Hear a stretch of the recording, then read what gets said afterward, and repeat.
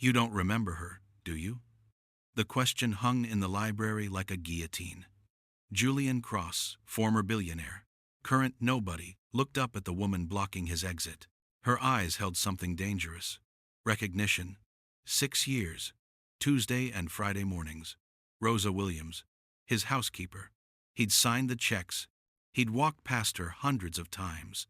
And he genuinely, completely, didn't remember her face. She died 2 years ago, the woman continued. Stroke. She was 54.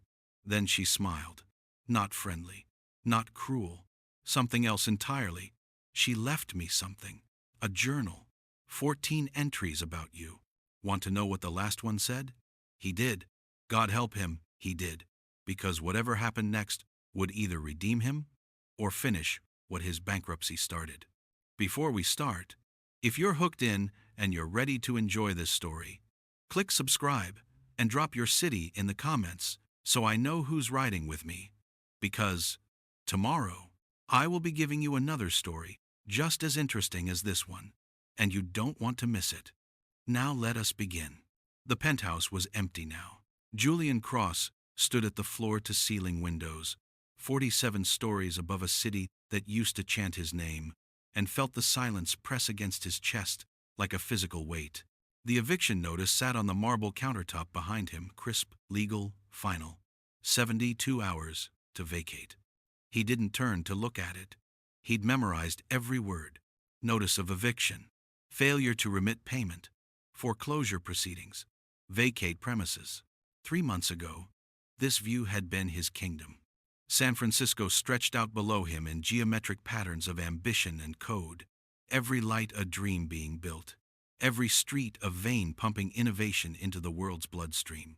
He'd stood in this exact spot and watched his company's logo flash across the Salesforce tower, a beacon announcing another funding round, another billion-dollar valuation. Crosstech. His baby? His empire. Gone.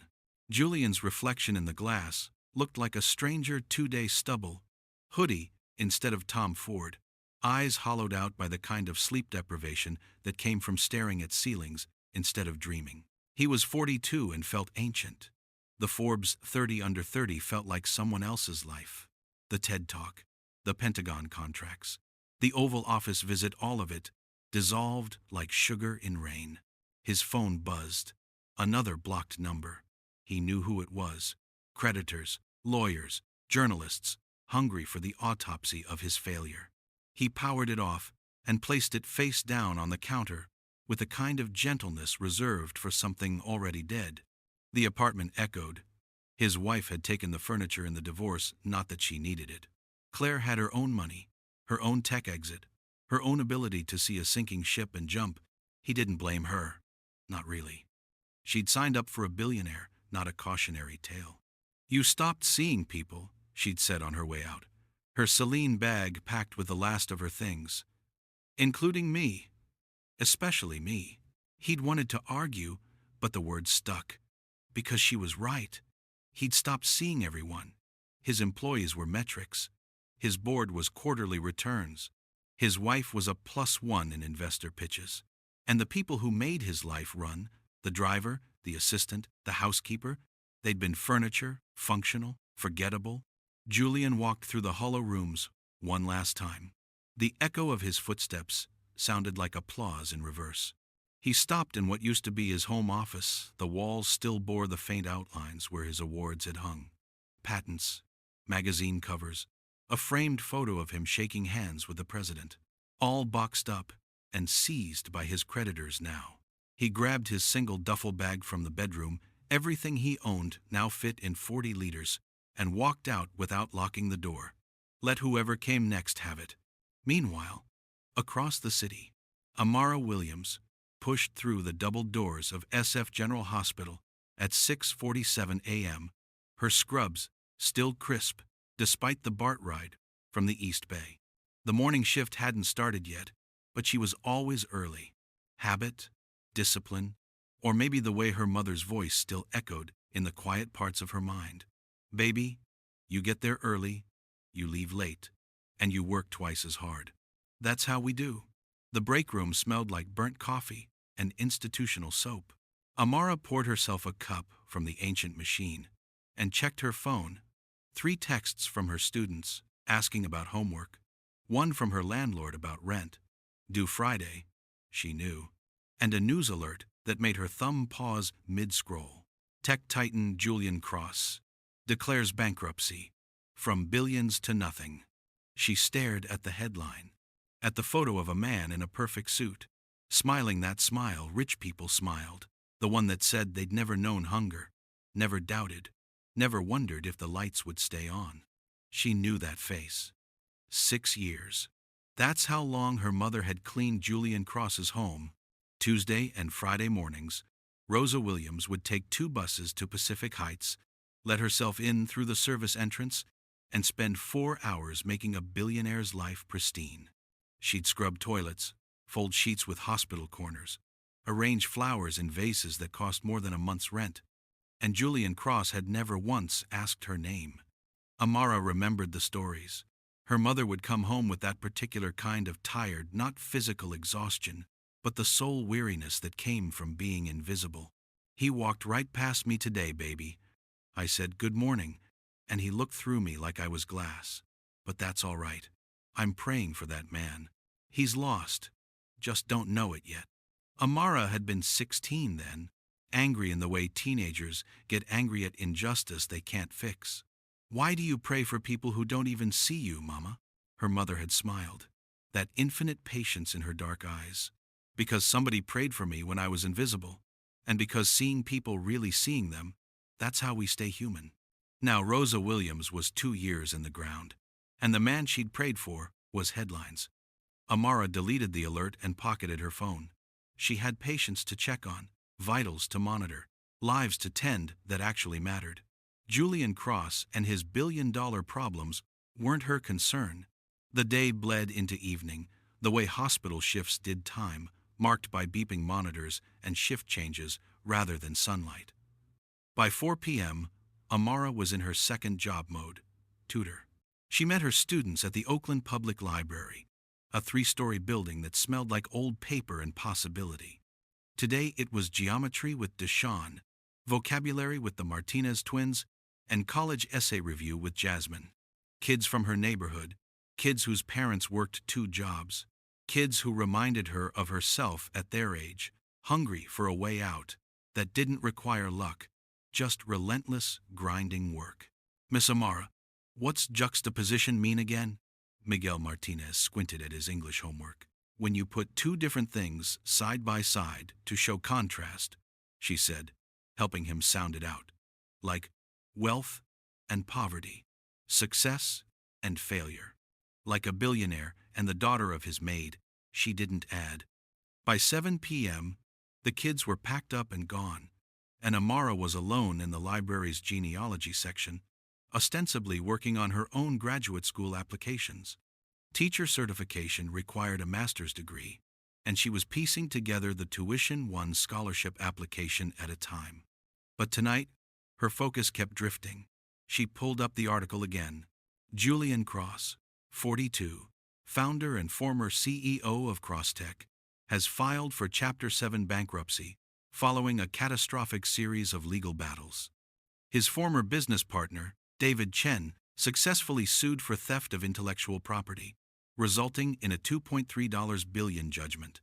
Cross's assets, including his Pacific Heights estate, art collection, and stock portfolio, have been liquidated. There was a photo of the house.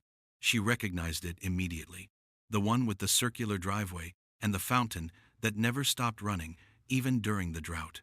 The one where her mother had scrubbed floors on her knees. "Everybody falls eventually, baby," her mother used to say. "Question is who you become when you hit the ground." Amara closed her laptop with more force than necessary. Why was she even thinking about this? Julian Cross was a stranger who'd treated her mother like a ghost. His downfall wasn't her concern, wasn't her responsibility, wasn't her... She froze. Across the library, past the circulation desk and the rows of humming desktop computers, a man sat hunched at a terminal in the far corner, hoodie pulled up, shoulders curved inward, the posture of someone trying to disappear. But she knew that profile, That jawline, those hands that had signed checks without ever looking at the person receiving them. Julian Cross was in the Oakland Public Library, using a free computer, looking as lost as any of the homeless regulars who came in for the warmth. Their eyes met across the room. And for the first time in 6 years of invisible mornings, Julian Cross actually saw her. Before we continue, I want to ask you something. Have you ever been invisible to someone who should have seen you? Or have you ever realized too late that you overlooked someone important? Drop your story in the comments, because this tale is about to get real. The library hummed with the white noise of fluorescent lights and distant keyboard clicks. Amara's heartbeat thundered in her ears, drowning out everything else. Walk away. This isn't your problem. But her feet carried her forward anyway, past the circulation desk, past the teenagers clustered around the manga section, past the elderly man who came every evening to read newspapers he couldn't afford to buy. Her mother's voice moved through her like a current she couldn't fight. Everybody deserves dignity, baby. Julian's eyes tracked her approach with something between panic and recognition, the look of a man caught in a moment he can't escape. Up close, the transformation was staggering. The Julian Cross from the magazines had been all sharp angles and expensive confidence, the kind of man who wore success like a second skin. This man looked hollowed out, his hoodie frayed at the cuffs, a coffee stain blooming on the collar. "Mr. Cross?" Her voice came out steadier than she felt. He stiffened, his hand moving instinctively to close the browser window, something about bankruptcy attorneys and free legal aid. Too late. She'd already seen. He cleared his throat, and even that small sound carried defeat. "Do I know you?" The question landed like a slap, even though she'd expected it. 6 years of Tuesday and Friday mornings, and she was still a stranger. "No," Amara said quietly. "You don't. But I know you." She paused, watching his face, watching the way shame and defensiveness warred behind his eyes. "My mother, Rosa Williams, she cleaned your home for 6 years. The name meant nothing to him. She watched the blankness spread across his face, watched him search for a memory that didn't exist. He'd signed the checks. He'd walked past her mother hundreds of times, and he genuinely, completely, did not remember her. Something shifted in his expression, not recognition, but something worse. The dawning realization of absence. Of all the people he'd never seen, Julian started, then stopped. What could he possibly say? "I'm sorry. I don't remember the woman who made my life livable. I apologize. There were a lot of people who worked for me." "Worked for you," Amara repeated softly. "Not with, for, like tools, like furniture." The silence stretched between them, thick with everything unsaid. Around them, the library continued its evening rhythm. The hiss of the radiator, someone's phone buzzing, a child's distant laughter. Normal life, while theirs hung suspended. Julian's jaw tightened. "If you came over here to gloat, I understand. I'm sure the irony isn't lost on you." He gestured vaguely at the computer screen, at himself, at his spectacular descent. Billionaire brought low, reduced to begging for scraps. Very poetic. "Is that what you think?" Amara's voice remained calm, but something flickered beneath it. "That I'm here to watch you suffer? Aren't you?" She studied him, really, looked at him the way her mother had taught her to look at people, past the armor, past the defense mechanisms, down to the frightened human underneath. And what she saw wasn't a villain, just a man who'd built walls so high he'd locked himself in a prison of his own making. "You look lost," she said finally. 2 words. That's all it took. Julian's face crumpled for just a second, a micro-expression of such raw vulnerability that Amara almost looked away. Then he caught himself, rebuilt the walls brick by brick, straightened his shoulders. "I'm fine. I don't need—" He stopped himself, but the unfinished sentence hung between them anyway. "I don't need help. I don't need pity. I don't need anything from you, especially from her." She heard the subtext loud and clear. "My mother used to say you were lost," Amara continued, as if he hadn't spoken. "She'd come home exhausted, and I'd be angry for her, angry that you never said thank you, never asked how she was, never once looked at her like she was human. And you know what she'd tell me? Julian said nothing. He looked like he wanted to disappear into the worn carpet. She'd say, "Baby, Mr. Cross is lost. Rich, but poor in all the ways that matter. We gotta pray for people like that." Amara's voice softened. "I thought she was crazy, making excuses for someone who treated her like she was invisible." "She wasn't wrong," Julian said hoarsely. "I was exactly who she thought I was, am." "Whatever." He rubbed his face, and when his hands dropped, he looked about 100 years old. "I'm sorry. About your mother. About all of it. Not that it matters now." "She died," Amara said. 2 years ago. Stroke. She was 54. The information settled over Julian like snow, quiet and cold. "I didn't know." "How could you? You never knew she was alive." It wasn't cruel, the way she said it, just factual. Somehow that made it cut deeper. Julian looked down at his hands that used to sign multi-million-dollar contracts, now chapped and empty. I don't know how to do this. Any of this." The confession came out strangled. "I had an assistant who managed my assistant. I had a driver who knew my schedule better than I did. I had people whose entire jobs were to make sure I never had to think about the mechanics of living. And now," he trailed off, gesturing helplessly at the computer screen, at the library, at the reality of his new existence. "Now you're human," Amara finished. "Like the rest of us. I was always human." "Were you?" She tilted her head, genuinely curious. "Because my mama used to wonder," she'd say, "how does a person walk past someone saying good morning and not even blink? How do you train yourself not to see people?" "I don't know," Julian whispered. It might have been the first honest thing he'd said in years. "I don't know when I stopped, or why. It just happened. The higher I climbed, the smaller everything else became. Everyone else, including yourself." The observation landed precisely, a scalpel finding the wound. Julian looked at her, really looked at her, for the first time. Not through her, not past her, but at her. Taking in her hospital scrubs peeking out from under her jacket, the stack of textbooks on the nearby table, the calluses on her hands that spoke of work, real work, the kind that left marks. "Why are you talking to me?" he asked. "After everything, after how I treated your mother, after... why?" Amara didn't answer immediately. She was asking herself the same question. She should walk away. This man and his problems weren't her responsibility. She owed him nothing, less than nothing. But her mother's words kept circling back, insistent as a heartbeat. Everybody deserves dignity, especially when they've forgotten how to give it to themselves.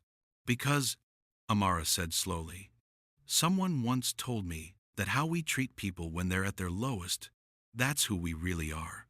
Not when it's easy, when it costs us something."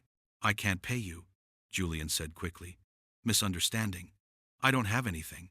I'm literally..." He laughed, a broken sound. "I'm living in my car. Or, I was until it died 3 days ago.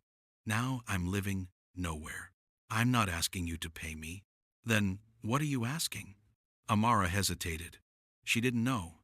She hadn't planned this, hadn't expected to see him here, hadn't thought through what came next. All she knew was that walking away felt like betraying something essential, some promise she'd made to her mother's memory without realizing it. "There's a community center 2 blocks from here," she heard herself saying. "Street Augustins. They serve dinner at 6 and have shelter beds. It's warm. It's safe. They don't ask questions." Julian's expression shuddered. "I don't need charity. Everyone needs something, Mr. Cross. Question is whether you're proud enough to freeze rather than accept it." The words hung between them, a challenge and an invitation rolled into one. Around them, the library's closing announcement crackled over the PA system. "The Oakland Public Library will be closing in 15 minutes. Please bring your materials to the circulation desk." 15 minutes until they'd both be back out in the November cold. 15 minutes until Julian would return to whatever nightmare his life had become. 15 minutes until Amara would go home to her studio apartment and her scholarship applications and her students' papers waiting to be graded.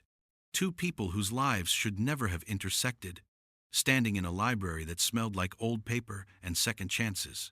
"Why?" Julian asked again, quieter this time. "Why do you care?"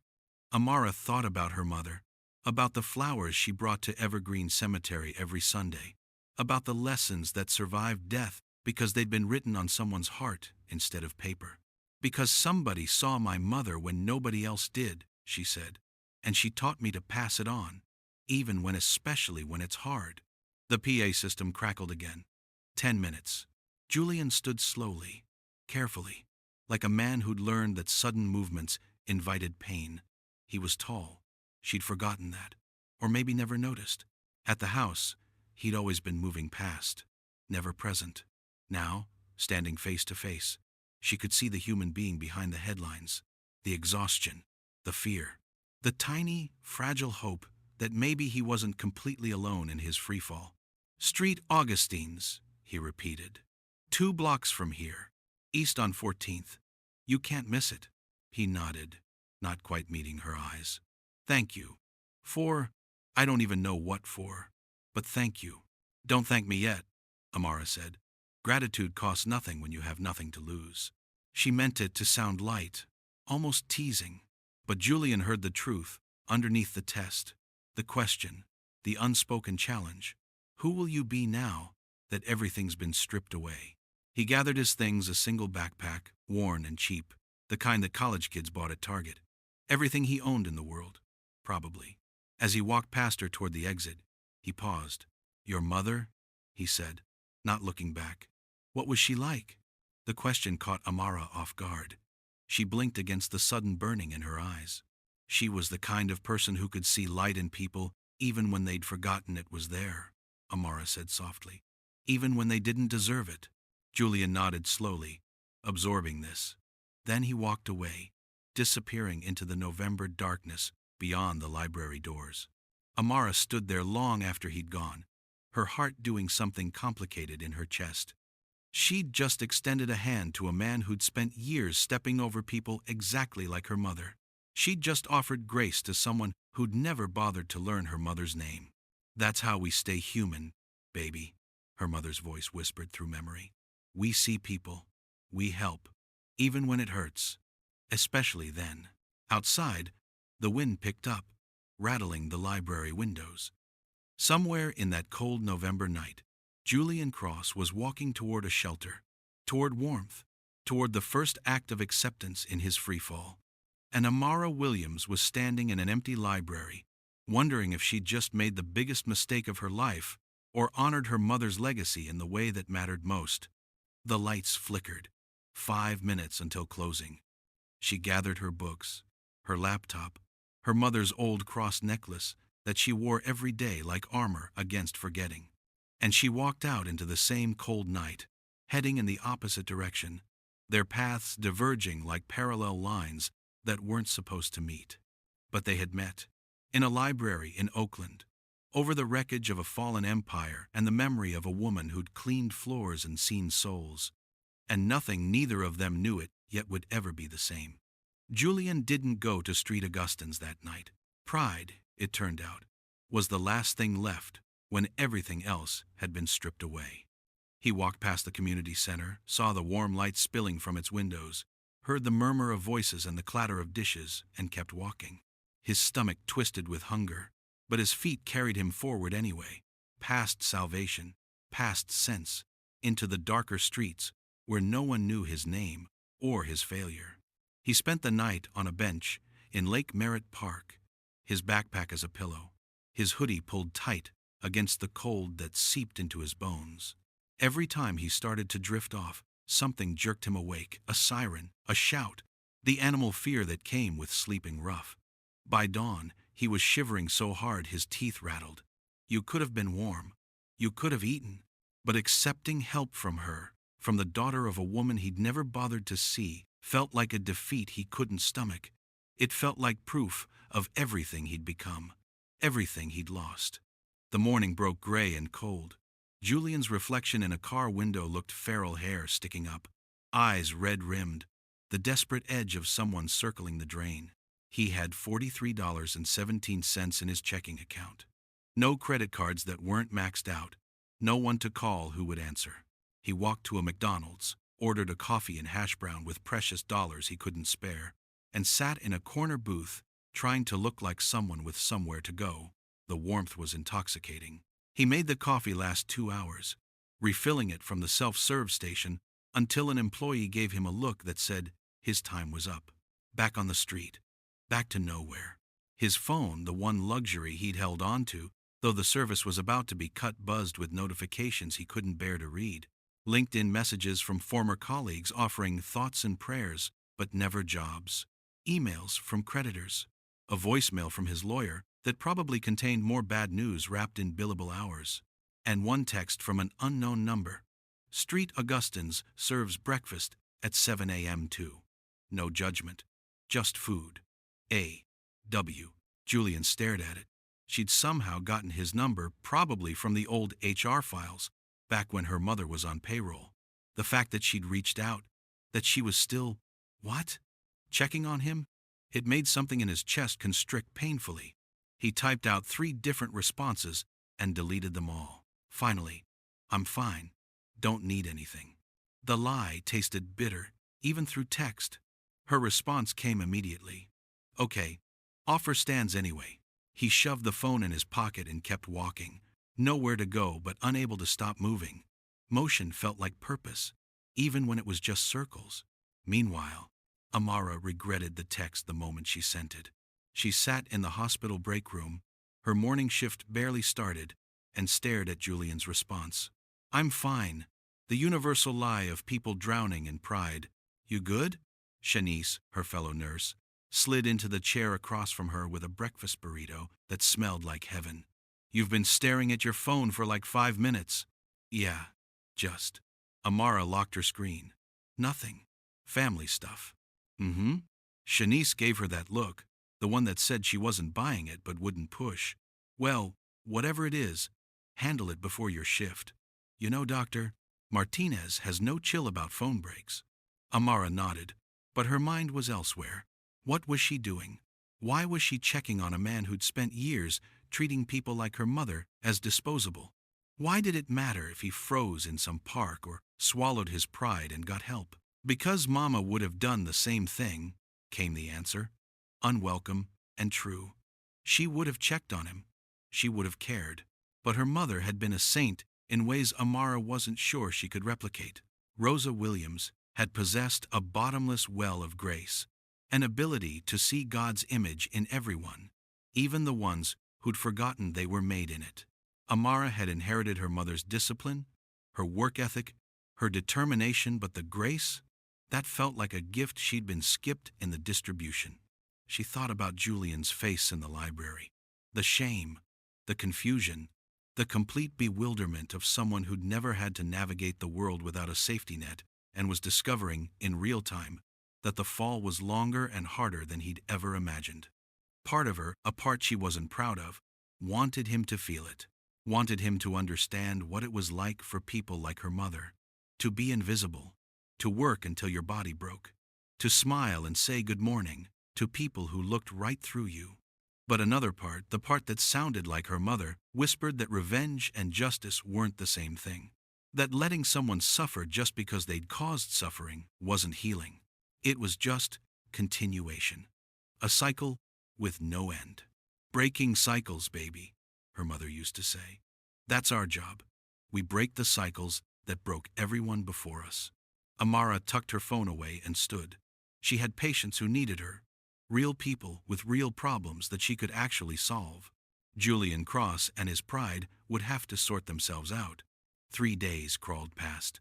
Julian existed in a fog of hunger and exhaustion, sleeping where he could, washing in public restrooms, learning the geography of survival that he'd never known existed. The city that had once been his playground revealed its hidden architecture, the places where homeless people congregated for safety, the churches that left their doors unlocked, the fast food restaurants with bathrooms that didn't require customer codes. He stopped checking his phone. The battery died anyway, and he had no way to charge it. On day 4, the rain came. Not the gentle California mist, but a November downpour that soaked through his hoodie in minutes and left him shivering in a BART station watching trains he couldn't afford to ride. Water dripped from his hair, his clothes, pooled in his worn shoes. Around him, commuters streamed past with umbrellas and purpose, their eyes sliding over him the way his eyes had once slid over people like him. This is what invisible feels like, he thought, and the recognition was like swallowing glass.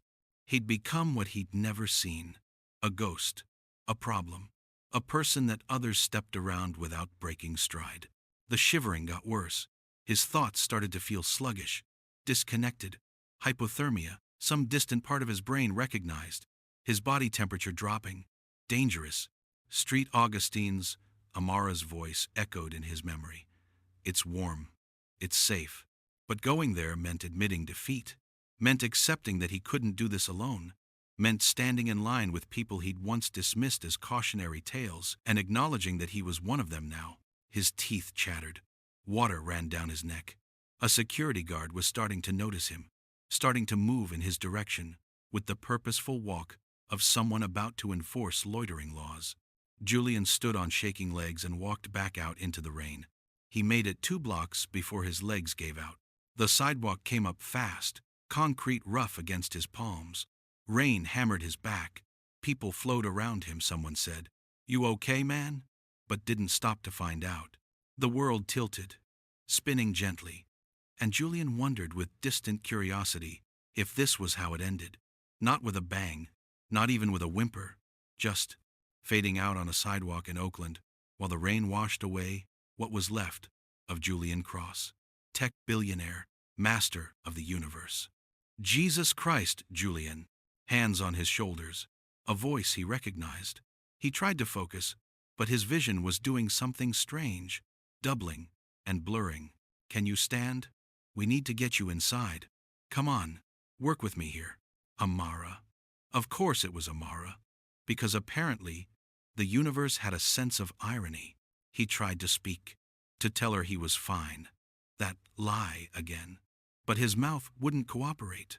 She was stronger than she looked, or maybe he was weaker than he'd realized, because she got him upright, got his arm over her shoulders, started half carrying, half dragging him somewhere. "Community center's just ahead. Stay with me. You don't get to die on my watch. You understand?" "That's not," her voice cracked slightly. "That's not how this works." The world went soft around the edges. He was aware of movement, of warmth eventually, of voices that weren't Amara's. Then nothing. Julian woke up on a cot in a room that smelled like industrial cleaner and coffee. A blanket he didn't remember covered him. His clothes were different, dry sweatpants, and a street, Augustine's community center t-shirt that hung loose on his frame. His body ached in about 15 different ways. But he was warm. That alone felt like a miracle. "You're awake." Amara's voice came from somewhere to his left. "Good. You've been out for about 4 hours." He turned his head slowly. She sat in a folding chair beside the cot, looking exhausted, still in her hospital scrubs, with a jacket thrown over them. Her hair was damp. She'd been in the rain too, he realized. "Carrying him? You changed my clothes," he said. His voice came out like sandpaper. "The volunteer staff did. You were soaked through and hypothermic. They probably saved your life." She studied him with clinical detachment. "What were you thinking? 3 days in the rain, no food, no shelter. Were you trying to die? Or just too proud to accept help?" The accusation stung because it was accurate. "I don't know," Julian admitted. "Maybe both." "That's the stupidest thing I've ever heard. And I work in an ER." Despite everything, Julian almost smiled. "How did you find me?" "I didn't. I was heading home from shift when I saw someone collapse on the sidewalk. Took me a second to realize it was you." She leaned back in the chair, crossing her arms. "You want to tell me what you were trying to prove? That you're too good for help? That accepting support from someone like me?" "It's not about you," Julian interrupted. The words came out sharper than intended. "It's never been about you." "Then what?" He closed his eyes. How could he explain it? That accepting help meant accepting that everything he'd built, his identity on self-sufficiency, dominance, control, was a lie. That needing people, especially people he'd dismissed, meant confronting who he'd really been all those years.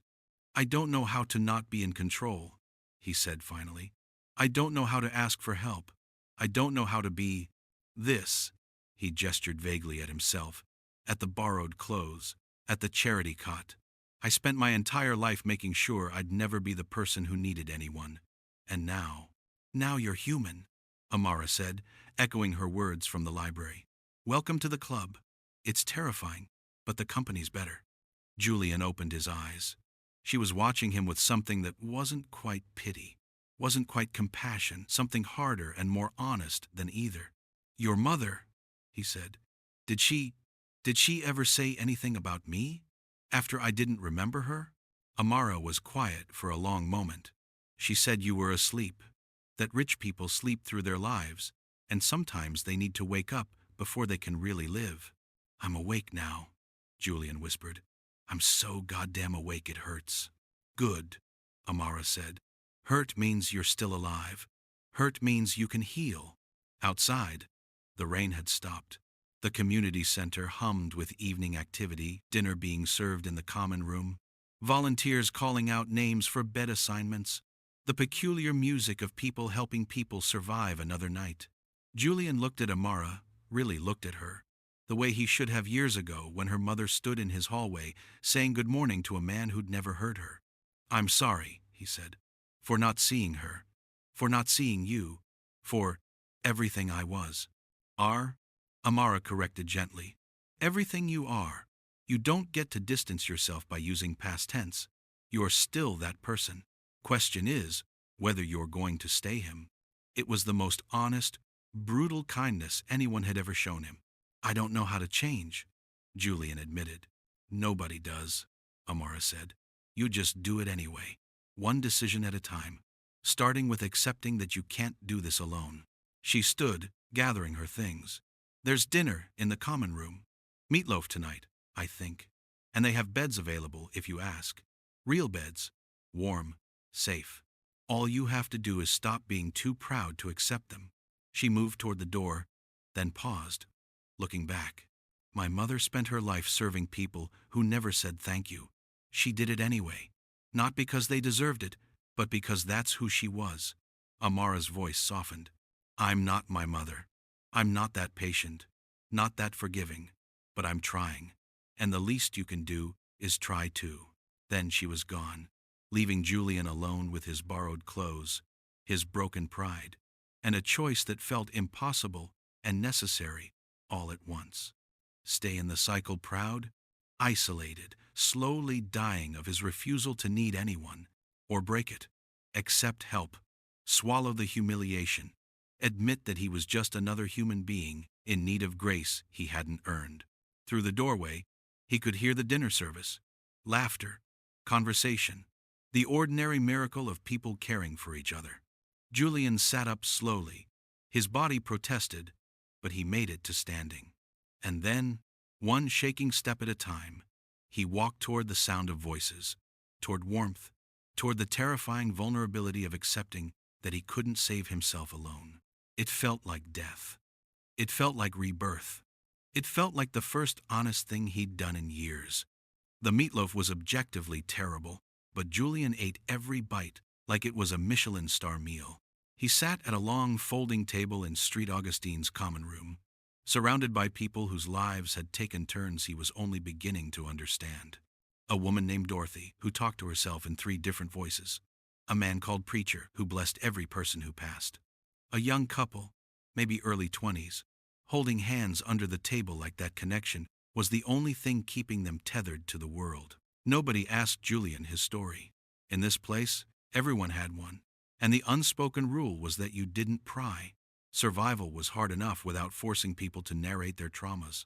He was scraping the last of the mashed potatoes from his tray when someone slid into the seat across from him. Father Michael, that's what everyone called him, though he insisted he wasn't actually ordained. He was maybe 60, black, with silver threading through his hair, and eyes that had seen too much to be surprised by anything. He ran street. Augustine's with the kind of practical compassion that didn't waste time on judgment. Amara says you're staying the night, Father Michael said. It wasn't a question. Julian nodded, not trusting his voice. The words, "I'm staying at a homeless shelter," kept circling his brain like sharks. Good. Means you're smarter than you look. Father Michael's smile took the edge off the words. We've got a bed in the men's dorm. Clean sheets. Lights out at 10. There's a community shower towels provided. And tomorrow morning, if you want, we've got a job board. Nothing fancy, but it's work. Honest work. I don't, Julian started, then stopped. What was he going to say? I don't do manual labor? That was the old Julian talking. The one who'd paid people to do everything from folding his clothes to brewing his coffee. Thank you. I appreciate it. Father Michael studied him with those two knowing eyes. You're the tech guy, aren't you? The one from the news? Julian's spine stiffened defensively. Does that matter? Only if you think it does. Father Michael leaned back in his chair. We get all kinds here. Plenty of people who used to be something else. Teacher who lost her credential. Vet who came back wrong from Afghanistan. Accountant who made one bad choice and watched his whole life unravel. The fall looks different for everyone, but the ground feels the same when you hit it. The observation landed with uncomfortable precision. How do people come back from it? Some don't, Father Michael said honestly. Some get stuck in the fall, can't figure out how to stop falling. But the ones who make it, they stop fighting gravity. They accept the ground. They let people help them stand back up. And then, this is the hard part, they help someone else. I don't know how to help anyone. I barely know how to help myself. Then you're exactly where you need to be. Father Michael stood, picking up his empty tray. Nobody's born knowing how to be human. We have to learn it, sometimes more than once. He walked away, leaving Julian alone with the thought. The men's dorm was exactly what he'd expected, rows of cots with minimal space between them. The smell of too many bodies in too small a space. The symphony of snoring and restless movement. Julian lay on his assigned cot, staring at the water-stained ceiling, and tried to remember the last time he'd shared a room with anyone. Stanford, maybe. 20 years ago. A dorm room with a roommate whose name he couldn't remember anymore. Everything in between the penthouse, the executive suites, the first-class flights to private meetings felt like someone else's life. A fever dream he was only now waking from. Sleep came in fits and starts.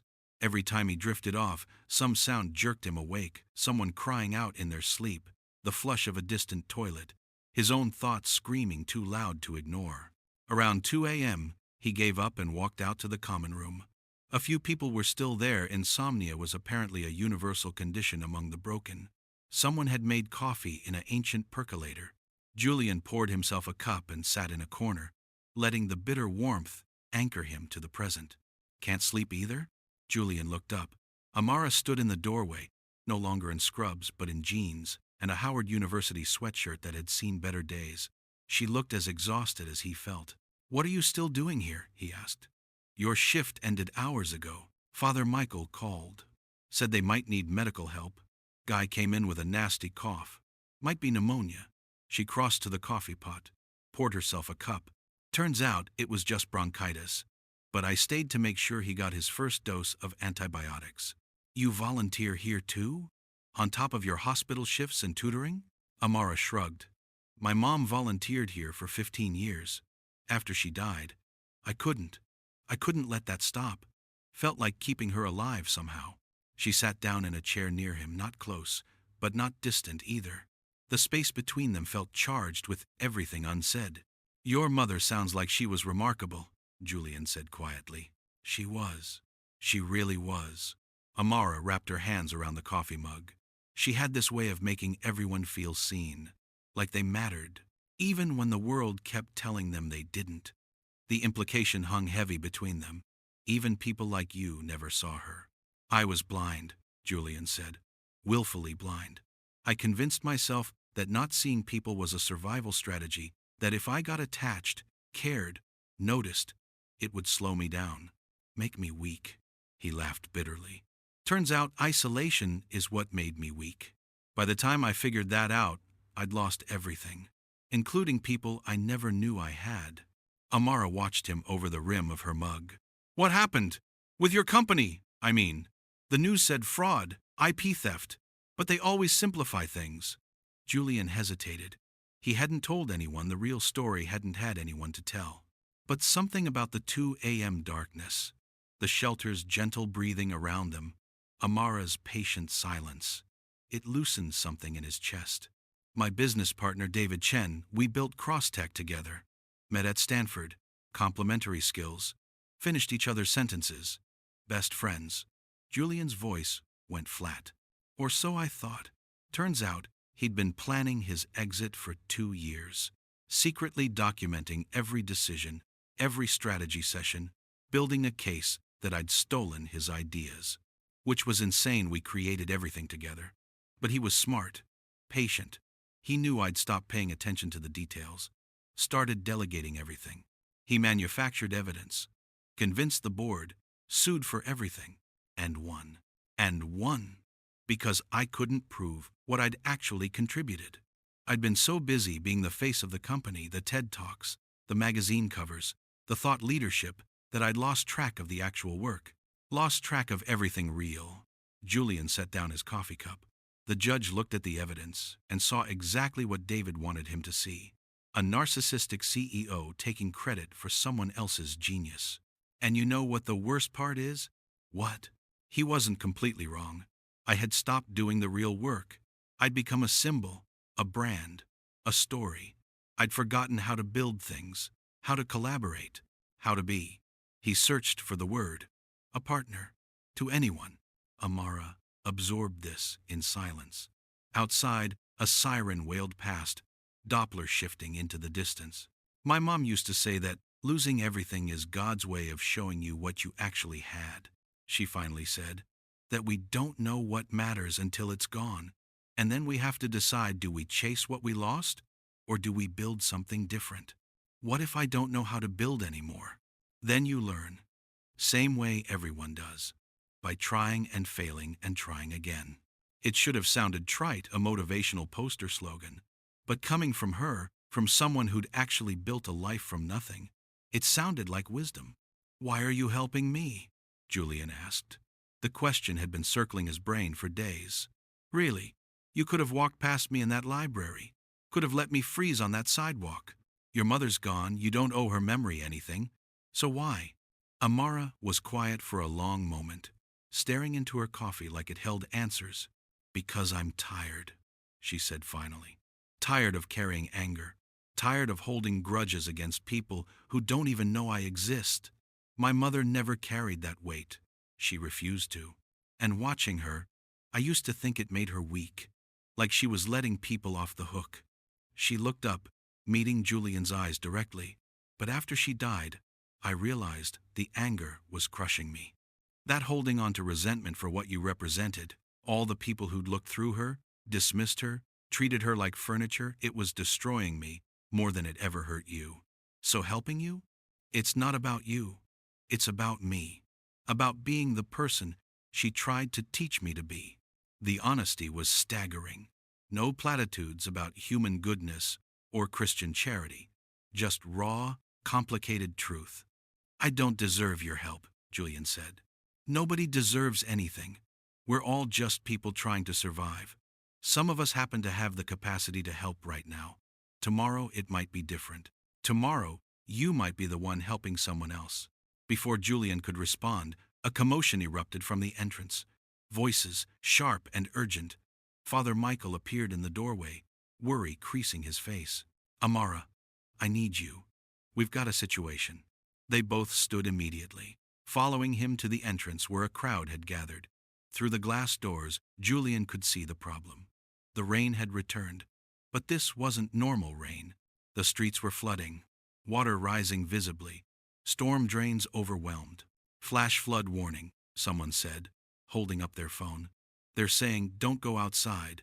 Don't drive. Don't. The power cut out. Emergency lights flickered on, bathing everything in eerie red. Someone screamed. Children started crying. And outside, the water kept rising, blocking the doors, trapping everyone inside. Okay, everyone stay calm. Father Michael's voice cut through the panic. We're safe here. Building's been through worse, but nobody's leaving until this passes. Julian looked at Amara. Her face was illuminated by the emergency lights, set with determination. How many people are here? She asked Father Michael. 53. Including 15 kids. Medical supplies? Basic first aid. Nothing substantial. Food? Breakfast stuff. Maybe enough for dinner tomorrow, if we ration. Amara's jaw tightened. So we're stuck here. All of us. Until the flood recedes and power comes back. Could be hours, Father Michael said. Could be days. The weight of that reality settled over the room. 53 people, trapped in a community center with minimal supplies, rising water outside, and no way to call for help with the power out and cell service spotty at best. Julian felt panic rising in his chest, the old instinct to take control, to fix it, to throw money at the problem until it disappeared. But he had no money, no power, no ability to helicopter his way out of this situation. For the first time in his life, he was just another person in crisis, dependent on the community around him. Amara turned to him. You said you used to build things. Time to prove it. We need to organize, figure out how to make supplies last, keep people calm, handle the kids. You up for that? Julian looked around the room. Frightened faces, crying children, people who'd already lost everything, now trapped in a flooding building. Help someone else, Father Michael had said. That's how you start coming back. Yes, Julian heard himself say. Yes. Tell me what to do. For the first time since his fall, he felt something other than despair. He felt useful. The next 6 hours passed in controlled chaos. Julian found himself doing things he'd never imagined, organizing supply inventory with a former teacher named Patricia, playing cards with scared kids to keep them distracted, helping Father Michael ration food into meal portions. His business school training, usually applied to quarterly earnings and market projections, suddenly became useful for logistics on the ground. Amara moved through the shelter like a general, triaging problems before they escalated. A diabetic man whose insulin was running low, she calculated doses to stretch it. A mother panicking about her asthmatic son Amara stayed with them, monitoring his breathing, keeping everyone calm. A fight breaking out over the last charging port she mediated with the kind of authority that came from genuine caring, not power. Around 3 a.m., they ended up in the kitchen together, making sandwiches for breakfast from dwindling supplies. You're good at this, Amara said, watching him portion out peanut butter with mathematical precision. I'm good at spreadsheets and resource allocation. Turns out it translates. No, I mean, you're good with people. The kids actually like you. Julian paused, surprised. I played Go Fish for 2 hours with a 7-year-old named Marcus, who beat me 17 times. I think he was hustling me. Amara laughed, an actual laugh, the first genuine one he'd heard from her. The sound did something strange to his chest. See, the old you would never have noticed that, would never have sat on the floor playing cards with a kid. She handed him more bread. You're different than I expected. Different than the man who walked past your mother for 6 years? Yeah, different than him. The admission hung between them, fragile and important. I'm trying, Julian said quietly. I don't know if I'm succeeding, but I'm trying. That's all anyone can do. Outside, the rain had slowed. The water was still high, but no longer rising. Through the windows, dawn was starting to break gray and weak. But there, when this is over, Julian said, when the water recedes and everyone can leave, what happens to people like me? People with nowhere to go? Amara met his eyes. You figure it out, one day at a time. You find work. You save money. You rebuild.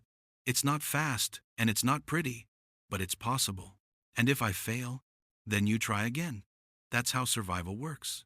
The lights flickered once, twice, then came back on. A cheer erupted from the common room. Power restored. The worst was over.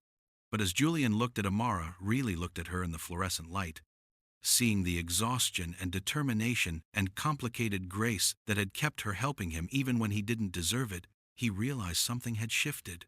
He wasn't just surviving anymore. He was beginning to see a future. Unclear, uncertain, but there. and she was part of it, whether either of them was ready for that or not. By noon, the floodwaters had receded enough for people to leave. The city emerged waterlogged and battered streets, littered with debris, cars abandoned at awkward angles, the particular smell of urban flooding that mixed sewage with rain and desperation. News crews were already circling, getting footage of the aftermath, interviewing people about their harrowing nights. Julian stood at the entrance of Street Augustins, watching people stream out into the pale sunlight, families reuniting, people checking on their abandoned belongings. The shelter slowly emptying back into the world. He had nowhere to go. The reality settled over him like wet concrete. No apartment, no car, no plan beyond making it through the next hour, then the next, then the next. "You're staying, aren't you?" Amara appeared beside him, a duffel bag slung over her shoulder. Her shift at the hospital started in 2 hours, but she looked like she'd been awake for 3 days straight. "Father Michael said I could volunteer here," Julian said, "in exchange for a bed and meals. Apparently, they need someone to help with their database system. It's completely outdated, been causing problems with their donor tracking. So you're going to fix computers for a homeless shelter. Is that bad?" "No." Amara's expression softened. "It's actually perfect. You, using what you know to help people who need it. Mama would have liked that." The mention of her mother created an opening Julian had been afraid to step through. "Can I ask you something? About her?" Amara hesitated, then nodded. "What was she like? Really like? I mean, not just the patient saint version, the real person." They moved away from the entrance, settling on the front steps of the shelter. The morning sun was trying to break through the clouds, not quite succeeding. Amara was quiet for a long moment, her fingers playing with the cross necklace she always wore her mother's. Julian realized now. "She was complicated," Amara said finally. "Everyone wants to make her into this perfect martyr, the selfless maid who worked herself to death with a smile. But she was more than that. She was stubborn. She loved terrible reality TV. She sang off-key in the shower. She had opinions about everything: politics, relationships, the correct way to fold fitted sheets." Julian found himself smiling. "That sounds more real." She was real. That's what made her remarkable. She was completely, authentically herself, even when people like Amara stopped herself. "Like me," Julian finished. "You can say it. Even when people like you looked right through her, she refused to become smaller. She'd still say good morning, still smile, still treat everyone like they mattered." Amara's voice thickened. "I used to get so angry at her for that. I'd say, 'Mama, why do you keep giving these people your kindness when they don't even acknowledge you exist?' You know what she'd tell me? 'What?' She'd say, 'Baby, I don't give kindness because people deserve it. I give it because I refuse to let their blindness make me blind too. The day I stop seeing people, the day I stop caring, that's the day I lose myself.' And I'd roll my eyes because I was 16 and thought I knew everything." Amara's laugh came out wet. "I thought she was naive, that she was letting people take advantage of her. But she wasn't. No, she was protecting herself, protecting who she was. The kindness wasn't for them, it was for her way of staying human in a world that kept trying to make her invisible." Julian felt something crack open in his chest. All those mornings, all those times Rosa Williams had smiled at him, said good morning, existed in his peripheral vision. She hadn't been seeking his validation. She'd been maintaining her own humanity, despite his failure to see her. "I robbed her of something," he said quietly. "By not acknowledging her, not seeing her, I took something from her. Didn't I?" "Yes," Amara said simply. "You did, but she didn't let you keep it. That's the difference. She gave you opportunities to be human, to connect, to see. And when you didn't take them, she didn't let it diminish her. She stayed whole. I don't know if I can do that. Stay whole when everything's stripped away. You're doing it right now. You just don't recognize it yet." A silence settled between them, comfortable and complicated all at once. Around them, the city continued its recovery. Sirens in the distance, the beep of trucks backing up, the ordinary music of life resuming. "Can I tell you something?" Amara said. "Something I've never told anyone?" Julian nodded, sensing the shift in her tone, the way it dropped into something more vulnerable. "I resented my mother sometimes," Amara said, the words coming slowly, like they hurt to say, "for working herself to death, for being so generous with people who gave her nothing back, for choosing to clean rich people's houses instead of, I don't know, fighting the system, demanding better, being angry." She twisted the necklace around her finger. "The stroke happened on a Friday morning. She was at a house in Presidio Heights, not yours, someone else's. Started feeling sick during her shift, but kept working because she needed the money. By the time she called 911, it was too late. Massive hemorrhage. She was gone by that evening." "God, Amara, I'm so sorry." "The worst part? I was angry at her. Even as she was dying, I was angry that she'd worked herself into the grave for people who'd never remember her name, that she'd given and given and given until there was nothing left." Amara's voice broke. "And then she was gone. And I realized I'd spent so much energy being angry about how the world treated her that I never just appreciated her, loved her without agenda, accepted that this was her choice, her life, her way of being in the world. That's why you helped me," Julian said, understanding clicking into place. "Not because I deserve it, because she would have. And helping me is your way of honoring her choice, even if you didn't always agree with it. Maybe, or maybe I'm trying to learn what she already knew, that we're all just people. Some of us have more, some have less, but we're all capable of being lost, all capable of being found." She looked at him directly. "You were lost long before you went bankrupt, Julian. The money just hid it better." The observation was so accurate it hurt. "I've been thinking about that, about when it started, the not seeing people, the isolation." Julian picked at a thread on his borrowed sweatpants. "I had a daughter. Did you know that?" Amara's eyes widened. "No. The news never mentioned. Nobody knows. We kept it private. Her name was Sophie." Julian's voice went somewhere distant. "She died when she was 4. Leukemia. We fought it for 2 years, the best hospitals, the best doctors, experimental treatments. I threw everything at it. Every dollar, every connection, every ounce of power I had. Julian, it wasn't enough. She died anyway. And I realized that all my success, all my money, all my brilliant strategies, none of it mattered. I couldn't save the one person who actually mattered to me." He swallowed hard. "Claire, my wife, she wanted to grieve together, wanted to go to therapy, join support groups, process it. But I couldn't.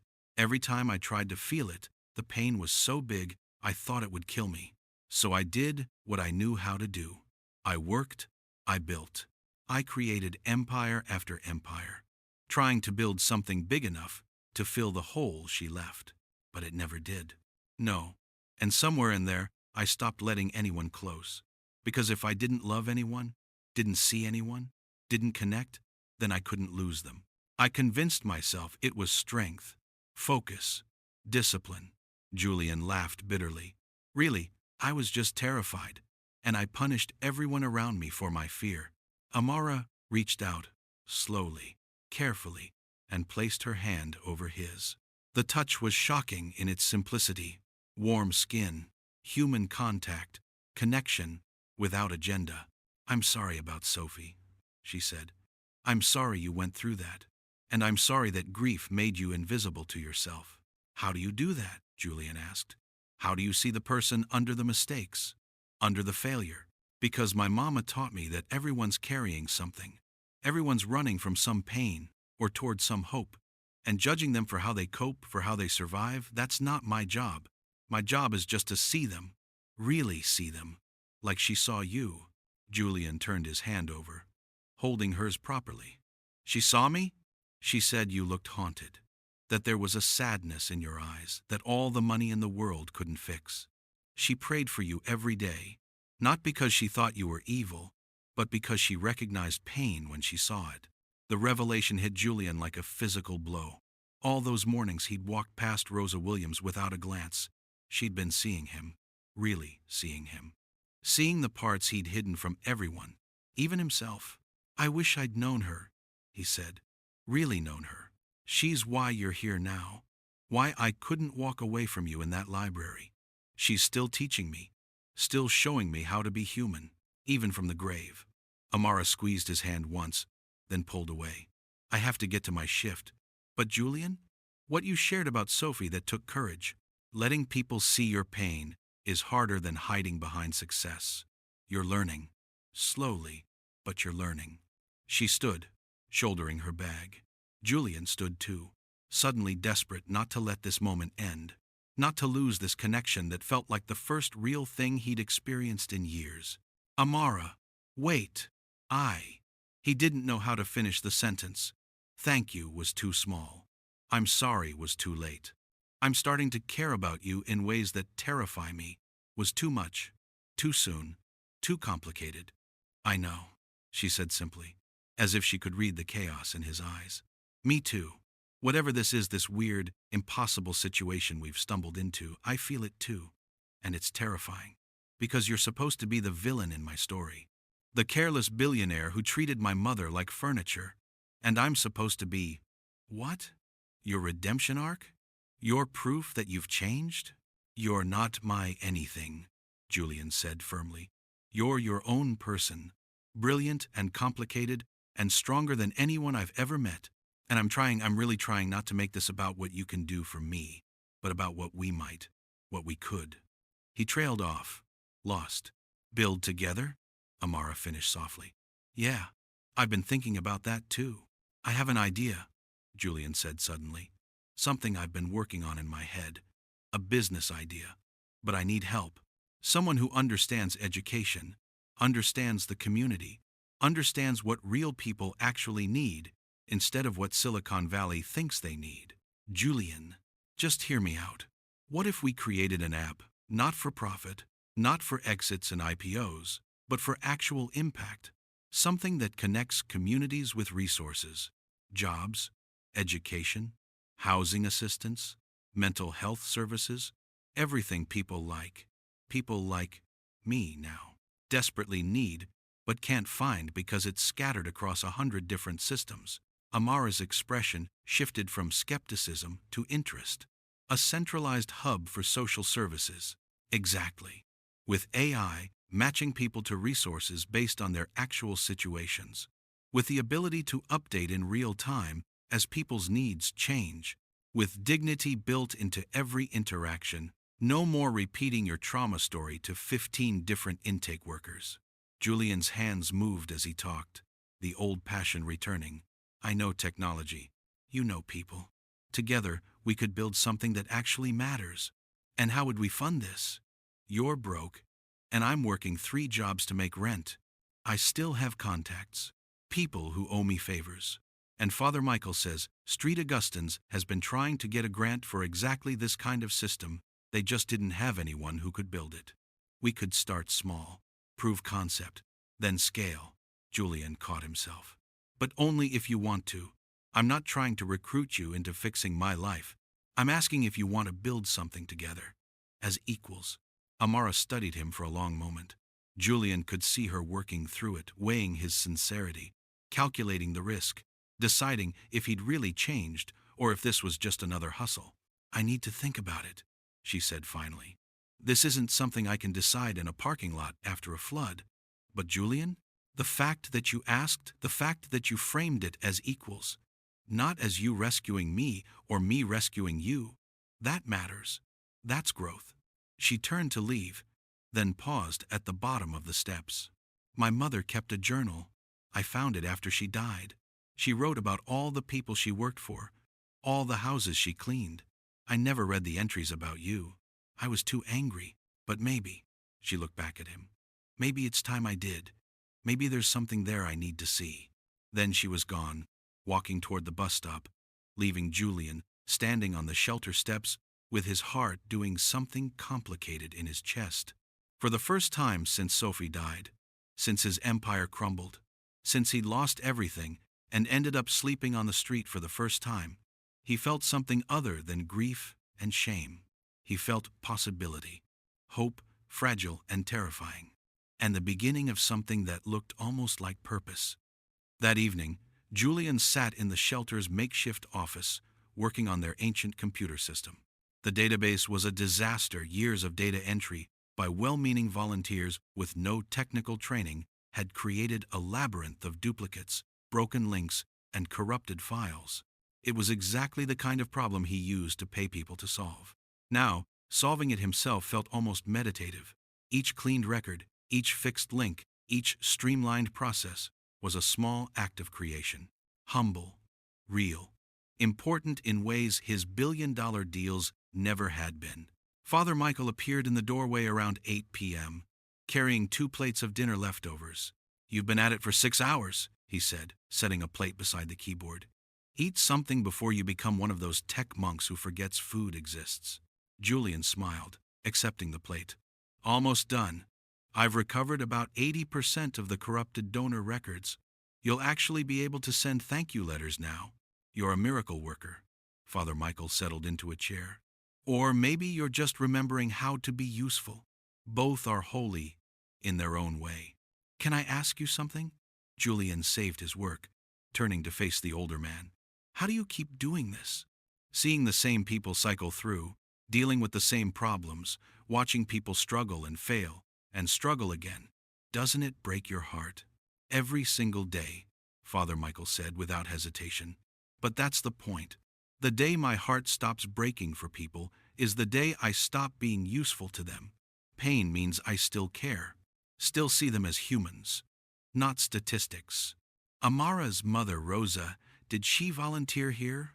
Every Saturday for 15 years. That woman was a force of nature. Father Michael's expression went soft with memory. She'd cook for 100 people like it was nothing, knew everyone's name, remembered everyone's story. When she died, we felt it. The whole community felt it. Did she ever talk about the people she worked for? The families she cleaned for? Father Michael gave him a knowing look. "She mentioned you, said you were carrying enough pain for 10 people, but you wouldn't let anyone help you carry it. Said she prayed you'd figure out that strength wasn't about doing everything alone. It was about knowing when to ask for help." Julian's throat tightened. "I never thanked her for any of it. The cleaning, the prayers, the seeing me when I didn't deserve to be seen. You're thanking her now, by being here, by helping, by letting yourself be helped." Father Michael stood, squeezing Julian's shoulder. Rosa believed in transformation. She believed people could change, right up until the moment they proved her wrong. "Don't prove her wrong, son." After he left, Julian sat in the quiet office, surrounded by the shelter's gentle nighttime sounds, and thought about transformation. About a woman he'd never really known who'd somehow seen him more clearly than anyone. His phone charged now, service restored, buzzed with a text. "Amara, I read the journal entries. All of them. Can we talk tomorrow?" Julian's pulse kicked up. Of course. When and where? Amara, Evergreen Cemetery, 10 a.m. "I want you to meet her. Here's something I want to ask you. Have you ever discovered that someone saw you more clearly than you saw yourself? Or realized too late that someone was praying for you, hoping for you, believing in you when you had no idea? Share your story below, because sometimes the people who change our lives are the ones we never truly thanked. Evergreen Cemetery sat on a hillside overlooking the East Bay. Rows of headstones marching up the gentle slope, like soldiers at attention. The morning was clear. For the first time in days, the storm system had finally moved on, leaving behind a sky so blue it hurt to look at. Julian arrived early, walking from the BART station because he couldn't afford the bus fare, and his pride still wouldn't let him ask. He found Amara already there, sitting cross-legged on the grass beside a modest granite marker, her mother's journal open in her lap. She looked up as he approached, and something in her expression made his chest constrict. Not anger, not pity, something softer and more complicated. "Hey," she said quietly. "Thanks for coming." Julian settled onto the grass beside her, careful to maintain respectful distance. The headstone read, "Rosa Mary Williams, beloved mother, faithful servant, light in the darkness. I chen jobai lo shi dao liang chenling arshasen." "I brought flowers," he said, suddenly realizing he hadn't. I should have brought flowers. I'm sorry. I wasn't thinking. Julian. Amara's hand on his arm stopped the spiral. It's okay. You're here. That's what matters. They sat in silence for a moment. A breeze moved through the cemetery, rustling the leaves of nearby oak trees. Somewhere in the distance, a groundskeeper's mower hummed. I read what she wrote about you, Amara said finally, touching the journal. All 14 entries over 6 years. You want to know what surprised me most? Julian nodded, not trusting his voice. She wasn't angry. Not once. Not even when you'd walk past her without acknowledgement. Or when you'd leave notes about things that weren't cleaned properly, without ever saying them to her face. Amara's fingers traced the journal's worn cover. She was sad. Sad for you. She wrote, Mr. Cross has everything except what matters. I wonder if he knows how empty his beautiful house feels. If he notices that no one there loves him, they just work for him. The observation landed like a punch. Julian closed his eyes against the sting of recognition. She wrote about the week after your daughter died. Amara continued softly. She found you in Sophie's room, just sitting there in the dark, surrounded by her toys. You didn't know she'd seen you. She wrote, I wanted to hug him, just hold him while he cried. But he wouldn't let me see he was crying. Kept his back to me until I left. People like Mr. Cross, they're taught that needing comfort is weakness. So they suffer alone. And it makes them hard. Makes them cruel, not because they're evil, but because they're drowning and don't know how to ask for a life raft. Julian's throat closed completely. He hadn't thought about that day in years, the day he'd gone into Sophie's room, unable to donate her things, unable to leave them, frozen in grief. Rosa Williams had been there, had seen him at his most broken, and he hadn't even known. I'm so sorry, he managed, for all of it, for not seeing her, for not... She forgave you, Amara interrupted gently. That's what I needed you to understand. She forgave you years ago, not because you earned it or deserved it, but because holding anger toward you was heavier than letting it go. She paused. The question is, can you forgive yourself? Julian looked at the headstone, at the woman's name carved in granite, and felt the full weight of everything he'd lost by not seeing her, not just a housekeeper, a witness to his life. Someone who'd cared about him when he was unraveling and didn't even know it. I don't know how, he admitted. Everything I've done, the way I've lived, the people I've hurt, how do you come back from that? You don't come back. You go forward. Different. Amara opened the journal to a marked page. She wrote this 2 weeks before she died. I saw Mr. Cross on the news today. Another billion-dollar deal. He looked exhausted. Triumphant but exhausted. I pray someday he finds something worth being tired for. Something that fills him up instead of emptying him out. I pray he finds people who see him, who love him for who he is, not what he's built. Everyone deserves to be seen, even people who've forgotten how to see. Julian's vision blurred. He tried to blink it away, but tears came anyway, hot and unwelcome and unstoppable. She prayed for me. After everything, she prayed for me. Every day. She prayed for all the people she worked for. But you were special. She said you needed it most. I did. I really did. The confession came out broken, and I never knew, never saw her seeing me. God, what a waste. What a colossal waste of... Stop.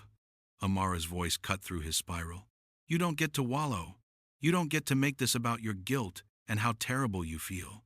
That's self-indulgent. What you get to do is honor her. By changing. By being the person she saw buried under all that armor. I don't know how to be that person. Yes, you do. I've watched you these past few days, playing with kids at the shelter, organizing supplies, fixing their computer system without being asked.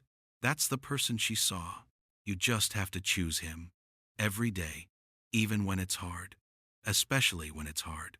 Julian wiped his face roughly, embarrassed by the tears, by the emotion, by how completely he'd unraveled sitting on the grass beside a grave. Can I talk to her? Is that weird? Go ahead. She'd like that. Julian turned to face the headstone directly, feeling foolish and necessary all at once. Mrs. Williams, Rosa, I don't know if you can hear me. I don't know how any of this works, but if you can. He took a shaky breath. Thank you. For seeing me when I couldn't see myself. For praying for me when I didn't deserve prayers. For being kind to someone who never earned it. I'm sorry I never said good morning back. I'm sorry I never asked about your day, your life, your daughter who's sitting right here and is about 100 times better than I deserve. Amara made a small sound, somewhere between laugh and sob. I'm trying, Julian continued. I'm trying to be the person you thought I could be, the one buried under all the success and fear. I'm trying to see people now, really see them. It's harder than I thought, or maybe I'm just out of practice, but I'm trying. For you, for Amara, for everyone I failed to see before. The words hung in the morning air, carried away by the same breeze that moved through the oak trees. Julian sat back, feeling simultaneously lighter and more exposed than he'd ever been. Amara reached out and took his hand, not tentatively this time, but firmly. A connection, an anchor. She would have liked that, Amara said. She would have liked you. This you. Not the billionaire, the human being underneath. I don't have anything to offer you, Julian said. No money, no prospects, no. I'm not asking you to offer anything. I'm asking if you want to build something together. That app idea, the resource hub. I've been thinking about it. Really thinking about it. Amara's eyes lit up with the first real excitement he'd seen from her. What if we started with Street Augustins? Built a prototype that tracks their clients, connects them with services, follows up automatically. If it works there, we could scale it. Pitch it to other shelters, community centers, nonprofits. You want to do this? Really? I want to build something my mother would be proud of. Something that helps people like her, people working 3 jobs, people falling through the cracks, people who are one emergency away from homelessness. If we can create something that catches them, that connects them to help before they fall. Amara's grip on his hand tightened. Yeah, I want to do this. With you, as partners. Julian felt something he hadn't felt in months. Purpose. Real purpose. Not the hollow achievement of building empires, but the solid, sustainable purpose of solving actual problems for actual people. We'd need a plan, he said, his mind already spinning into strategic mode. A real business model, even if it's nonprofit. We'd need to talk to Father Michael, understand their pain points, interview clients about what they actually need. We'd need funding, Amara added. Even building a basic app takes resources. I know someone, Julian said slowly. An old friend from Stanford, David Chen, my former partner. He wasn't the only person I started with. There was another guy, Marcus Wu. We lost touch after I got successful, but he's running a foundation now. Social impact investing. If I can swallow my pride and ask, can you? For this? Yes. For building something that matters? Yes. Julian met her eyes. I'm done building monuments to my ego. I want to build something real. They sat there on the grass, hands clasped, an unlikely partnership forming over a grave that represented everything Julian had missed and everything Amara was learning to forgive. We should start today, Amara said suddenly. Right now. Let's go back to Street Augustins. Start interviewing people, mapping out what they need. You don't have work? I called in sick. First time in 2 years. Figured I was due. She stood, pulling him up with her. Come on.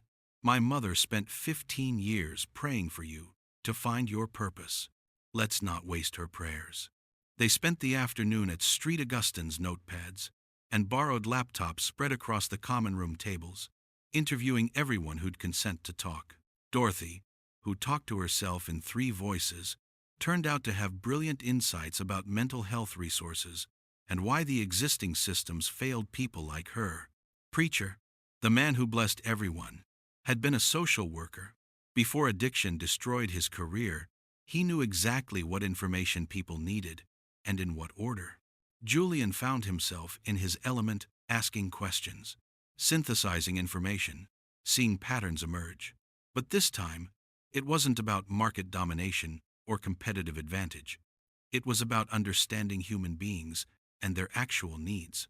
Amara moved through the space like she'd been born to it, putting people at ease, drawing out stories, making everyone feel heard and valuable. Julian watched her work and understood, for the first time, what his life had been missing. Not success, not wealth, but genuine connection with people solving real problems together. By evening, they had pages of notes and the skeleton of an idea that could actually work. Community-driven design, Amara said, reviewing their notes. Everything built from what they tell us they need, not what we think they should need. With dignity built into every interaction, Julian added. No more being treated like a case number. People remain people, not problems to be solved. We'd need developers, designers. I can code, Julian said. I haven't in years, but I can. Used to love it, actually, before I got too important to write code myself. I can handle UX design. I've been teaching myself for a project at work. Amara looked at him, something shifting in her expression. We're really doing this, aren't we?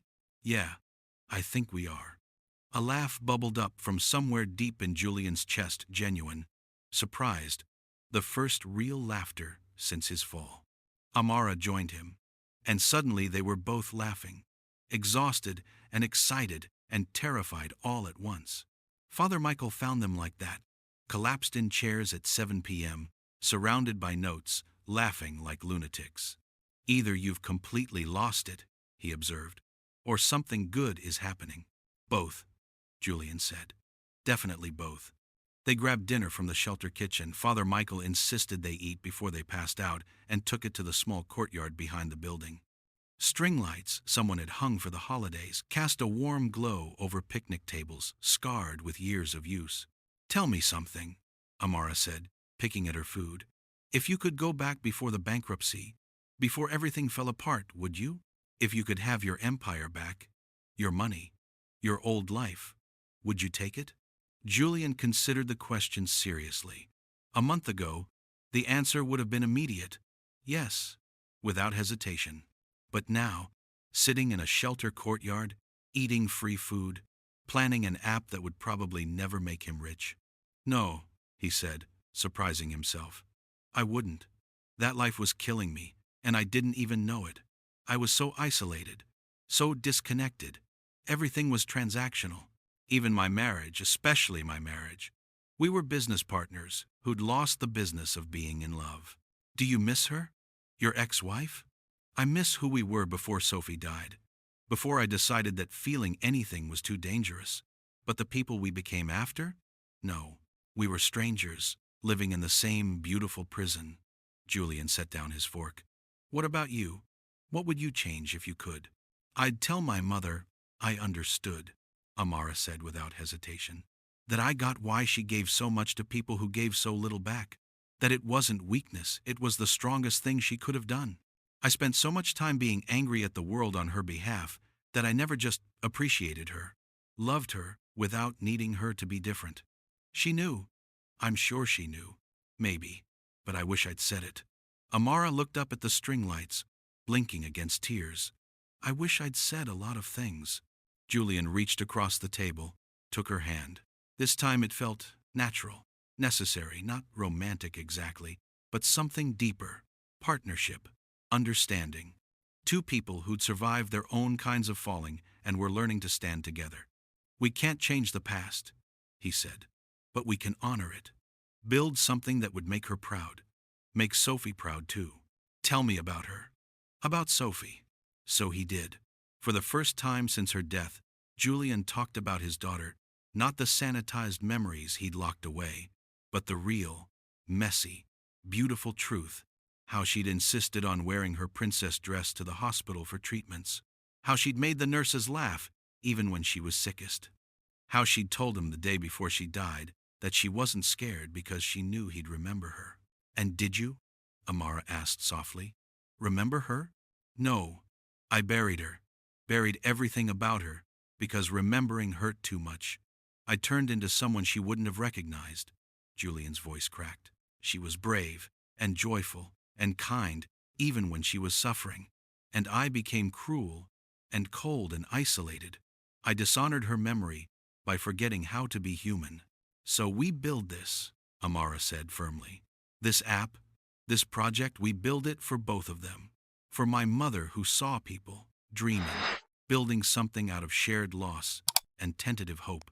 Around them, the shelter settled into its nighttime rhythm, people finding beds, volunteers cleaning up, the ordinary miracles of humans caring for each other. And Julian realized something that would have terrified him a week ago. He wasn't alone. For the first time since Sophie died, since his empire crumbled, since he'd become unmoored from everything he'd built his identity on, he wasn't alone. He had Amara. He had this project. He had purpose. It wasn't the life he'd planned. It wasn't the success he'd chased. It was infinitely better.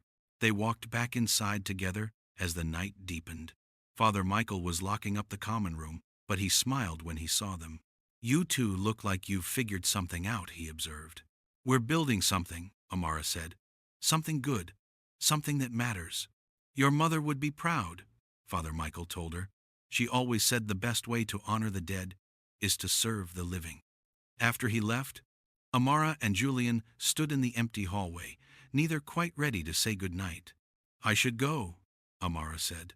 "I've got work tomorrow, and I need actual sleep." "Thank you," Julian said, "for today, for all of it, for reading me your mother's journal, for believing this project could work, for Julian." She stepped closer, looking up at him with those eyes that saw too much. "Stop thanking me. We're partners, equals. You don't thank your partner for showing up, you just show up for each other. That's how this works. I'm still learning. So am I." She stood on her toes and kissed his cheek, quick, light, but intentional. Then she was walking away, out the door, into the night, leaving Julian standing in the shelter hallway with his hand pressed to his cheek like a teenager after his first kiss. It wasn't romantic, not quite, but it was a beginning, the start of something neither of them had been looking for but both of them desperately needed. 3 weeks later, the prototype was working. Julian sat in the shelter's cramped office, at 2 a.m. lines of code swimming before his exhausted eyes, and watched the interface load smoothly for the first time. The resource matching algorithm worked. The client intake process was streamlined. The automatic follow-up system sent reminders at exactly the right intervals. It was beautiful, simple, functional, everything they'd hoped it would be. He grabbed his phone to text Amara, then stopped. She'd be asleep. She had an early shift at the hospital, then tutoring, then her graduate school classes. She was running on fumes, same as him, both of them pushing too hard for too long. But they were so close. Father Michael had scheduled a demonstration for the board of directors next week. If they approved, Street Augustines would implement the system fully. And if it worked here, they could pitch it to other shelters, maybe even attract real funding. Julian's phone buzzed with an incoming call. Unknown number. At 2 a.m., that was never good news. "Hello? Julian Cross?" A woman's voice. Professional. Cool. "This is Victoria Chen from TechCrunch. I'm working on a story about your bankruptcy and subsequent situation. I was hoping you'd be available for comment." His stomach dropped. "How did you get this number?" "Mr. Cross, is it true you're currently living in a homeless shelter? That you're working on some kind of app for the organization?" "I'm not commenting on anything. We've also heard rumors about a partnership with someone named Amara Williams, whose mother was your former housekeeper. Can you speak to that relationship? Some of our sources are suggesting it's romantic in nature, which would make for a compelling human interest angle." Julian hung up, his hands shaking. Sources. Someone had talked. Someone had told the press exactly where he was, what he was doing, who he was doing it with, and now the vultures were circling, ready to turn his attempt at redemption into clickbait. His phone buzzed again, different number. He didn't answer. Then another. By 3 a.m., he had 17 missed calls from various tech journalists, gossip sites, and one producer from a morning show wanting to book him for an interview segment titled "From Billions to Broke: One CEO's Fall from Grace." They'd found him, and they were going to destroy everything he and Amara had been building. The story broke at 6 a.m. Fallen Tech, Titan Julian Cross living in homeless shelter, working on app with former maid's daughter. The article was surprisingly sympathetic, talking about redemption arcs and second chances, but the comments section was a cesspool. People calling him a fraud, saying he was using Amara for good PR, claiming the whole thing was staged for a comeback story, accusing her of sleeping with him for access to his remaining connections. The cruelty was staggering, and it was everywhere. Twitter, Reddit, LinkedIn. By 8 a.m., Julian Cross was trending nationally. Julian sat in the shelter office, watching his phone explode with notifications, and felt the walls closing in. This was exactly what he'd been afraid of. The exposure, the judgment, the public dissection of his every choice. But worse, so much worse, was what this would do to Amara. He had to fix this, had to control the narrative, protect her from the blowback, had to. His phone rang. Marcus Wu, his old Stanford friend, the one he'd been planning to approach for funding. Julian answered with dread in his gut. Marcus, Jesus, Julian, I just saw the news. Are you okay? Define okay. Listen, I want to help. The foundation is very interested in this project. Community-driven tech solutions. That's exactly our mandate. We could offer seed funding, maybe $250,000 to start. More if the pilot succeeds. Julian's breath caught. $250,000. Real funding. Everything they needed to scale the project beyond Street Augustines. That's, Marcus, that's incredible. Thank you. But there's a condition. Marcus's tone shifted, became more careful. The foundation board is concerned about your involvement. The bankruptcy, the lawsuits, the media attention, it's a lot of baggage. They're willing to fund the project, but only if you step back. Let Amara be the face of it. Take a behind-the-scenes role. Maybe even a different title altogether. The words hit like a physical blow. You want me to disappear. I want you to let this thing succeed without your past dragging it down. Julian, you know how this works. Your name right now is toxic. But Amara, she's the perfect story. Daughter of a housekeeper building technology to help communities like the one she came from? That's compelling. That's fundable. You can still code, still contribute. But I can't be a partner. Can't be visible. Can't claim any ownership of something I helped create. You'd be listed as a technical consultant. Well compensated. Equity stake if it exits. But for the project to succeed, for it to get the attention and funding it deserves, you need to step aside. Julian closed his eyes. Everything Marcus was saying made perfect business sense. He knew it. Had made similar calculations himself hundreds of times when building Crosstech. Sometimes you had to remove the liability for the greater good. But being told he was the liability that hurt in ways he hadn't anticipated. Can I think about it? Julian asked. The board meets Thursday. I need an answer by Wednesday night. Marcus paused. Julian, I'm trying to help you here. This is your chance to do something meaningful, without your past destroying it. Take the win. After they hung up, Julian sat in the silent office, watching the morning light creep through the windows. $250,000. Real funding. Everything they needed. All it cost was his visibility, his partnership, his ability to claim he'd built something that mattered. Would Amara even want me to stay? He wondered. Or would she see this as the smart choice, the practical choice? His phone buzzed. Amara, we need to talk. Meet me at Mama's grave, 10 a.m. The message felt ominous. Julian arrived at Evergreen Cemetery to find Amara already there. But she wasn't alone. A man in an expensive suit stood beside her, polished, confident, everything Julian used to be. They were deep in conversation, and Amara was smiling in a way Julian hadn't seen before. Professional, excited. His stomach twisted with something that felt suspiciously like jealousy. The man noticed Julian approaching first, extending his hand. You must be Julian Cross, Derek Chen, from Pacific Ventures Capital. I've been discussing your project with Amara. Fascinating work. Julian shook his hand automatically, his mind racing.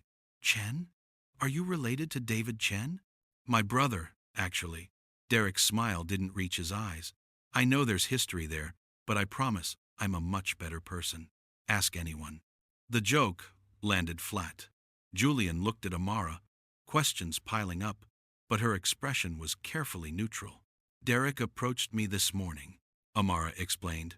His firm is very interested in the project. They want to offer us funding, significant funding, $500,000 to start, with potential for Series A if we hit our metrics. That's incredible.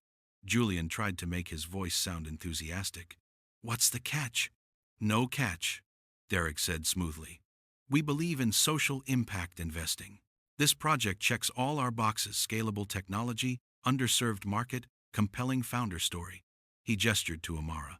A daughter of a housekeeper, building tools to help people like her mother? That's exactly the kind of narrative that attracts not just funding, but media attention, partnership opportunities, eventually acquisition interest. Narrative. The word made Julian's skin crawl. We'd want to move fast, Derek continued. Get Amara on podcasts, speaking circuits. Position her as a thought leader in the social impact space. Build the personal brand alongside the product. Your technical contributions would obviously be valued. My technical contributions, Julian repeated flatly. Well, yes. Given your situation, it might be best if you stayed in a background role, at least until the media attention dies down. Derek's tone was apologetic, but firm. You understand. Your name comes with complications. Amara was watching Julian carefully, her expression unreadable. Could you give us a minute? Julian asked Derek. I need to speak with Amara privately. Of course. I'll be by the car. Derek walked away, already on his phone, probably closing his next deal. Silence stretched between them. Birds sang in nearby trees, oblivious to the human drama unfolding. When were you going to tell me? Julian asked quietly. I just found out this morning. Derek called at 7 a.m., said he'd seen the news and wanted to discuss opportunities. I told him to meet me here because, Amara gestured helplessly, because I needed Mama's clarity, needed to think before I reacted. And what did you think? That this is exactly what we've been working toward. Real funding, the ability to scale, to help not just street Augustines but shelters across the country. Amara's voice strengthened. This is what we wanted, Julian. Why aren't you happy? Because they want you, not us. They want to erase me from the story, turn you into their poster child for social impact investing, while I sit in a back room writing code like some kind of anonymous contractor. Is that what this is about? Your ego? Your need to be visible? The accusation stung because it was partly true. No, maybe. I don't know. Julian ran his hands through his hair. I got a call too, from Marcus Wu. Same offer funding, but only if I step back. Let you be the face of it while I disappear into the background. And that's a problem because? Because we're supposed to be partners. Because we built this together, and now everyone wants to write me out of the story like I'm some kind of liability that needs to be managed. You are a liability, Amara said sharply. You know it. I know it. Everyone knows it. Your name is toxic right now. The bankruptcy, the lawsuits, the media circus, all of it makes this project harder to fund, harder to promote, harder to succeed. So I should just, what? Vanish? Let you take all the credit for something we created together? This isn't about credit. Amara's voice rose. This is about helping people, about building something that actually works and can scale to help millions of people who desperately need it. If your ego requires you to be visible, to be credited, to be seen, then maybe you haven't changed as much as you think you have. The words landed like a slap. Julian stepped back, physically recoiling. That's not fair. Isn't it? You say you've changed, that you're not the same person who walked past my mother for 6 years. But the first time someone asks you to step aside for the greater good, you can't do it. You're more concerned with being erased from the story than with the story actually succeeding. That's not true. Then prove it. Take the funding. Let me be the face of this. Work in the background where your name won't drag us down. Show me that you actually care about the mission more than the recognition. Julian felt something crack inside his chest. You want me to disappear? I want you to do what's best for the project. Those aren't the same thing, Amara. And you know it. She looked away, jaw tight. Maybe they should be. The silence that followed was deafening. All around them, the cemetery held its peace. Stone markers testifying to endings, to things that couldn't be taken back. I thought we were partners, Julian said quietly. I thought this was something we were building together, as equals. We are. You'd still be involved, still contributing. In the shadows, where people like me belong, apparently. The bitterness in his voice surprised even him. You know what the worst part is? Everyone, you included, keeps telling me I need to change, to be different, to stop being the ego-driven billionaire. And I've tried. I've really tried. But the first time I want to be acknowledged for my work, want to stand beside you as an actual partner, I'm told my very existence is a problem. Julian? No, let me finish. You talk about your mother, about how invisible she felt, how much it hurt that people looked through her. But you're doing the same thing to me now, asking me to be invisible so you can shine, asking me to accept erasure for the greater good. How is that any different? Amara's eyes flashed. How dare you compare your situation to my mother's?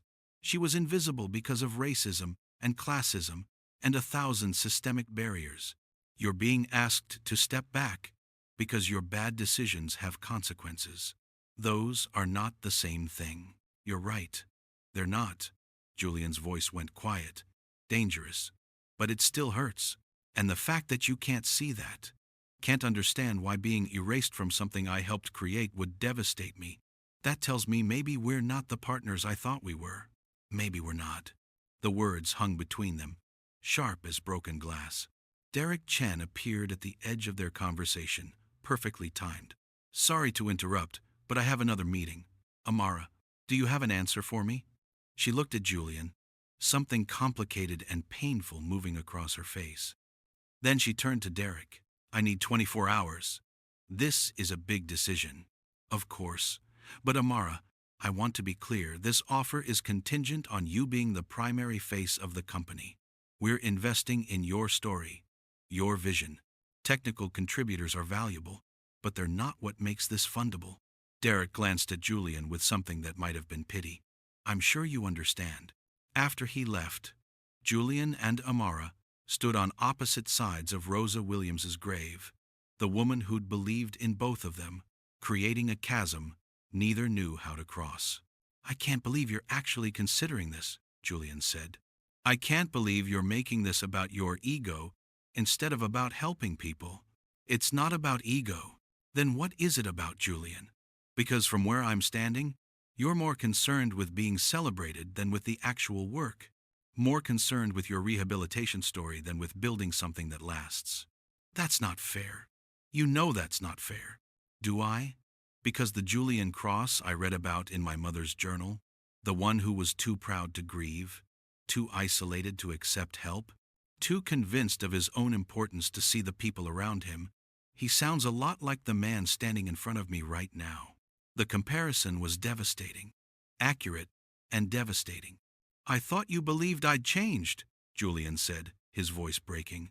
I thought you saw something in me worth saving. I did. I do.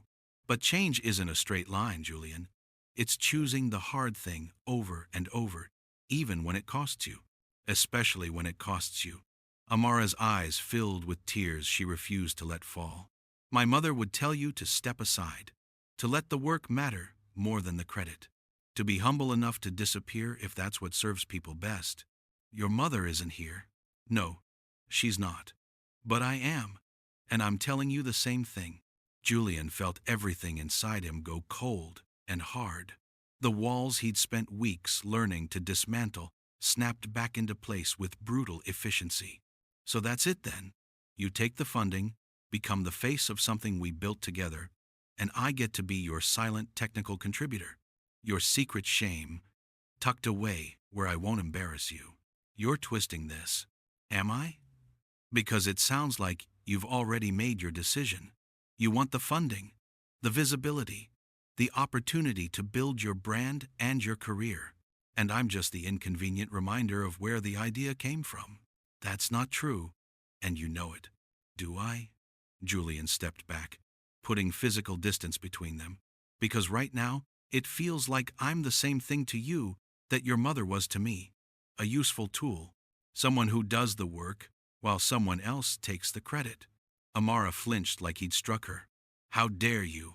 How dare you compare? I'm not comparing. I'm recognizing a pattern. And maybe that's the real lesson here. Maybe we're all just people who use each other and call it partnership when it's convenient. If that's what you really think, then you haven't learned anything. Amara's voice was ice. You're still the same scared, isolated man who can't tell the difference between collaboration and control, between humility and humiliation. And you're your mother's daughter giving everything to people who take it for granted. The moment the words left his mouth, Julian knew he'd gone too far. Amara's face went blank, that particular blankness that comes before devastation. Get away from my mother's grave, she said quietly. Get away from me. We're done.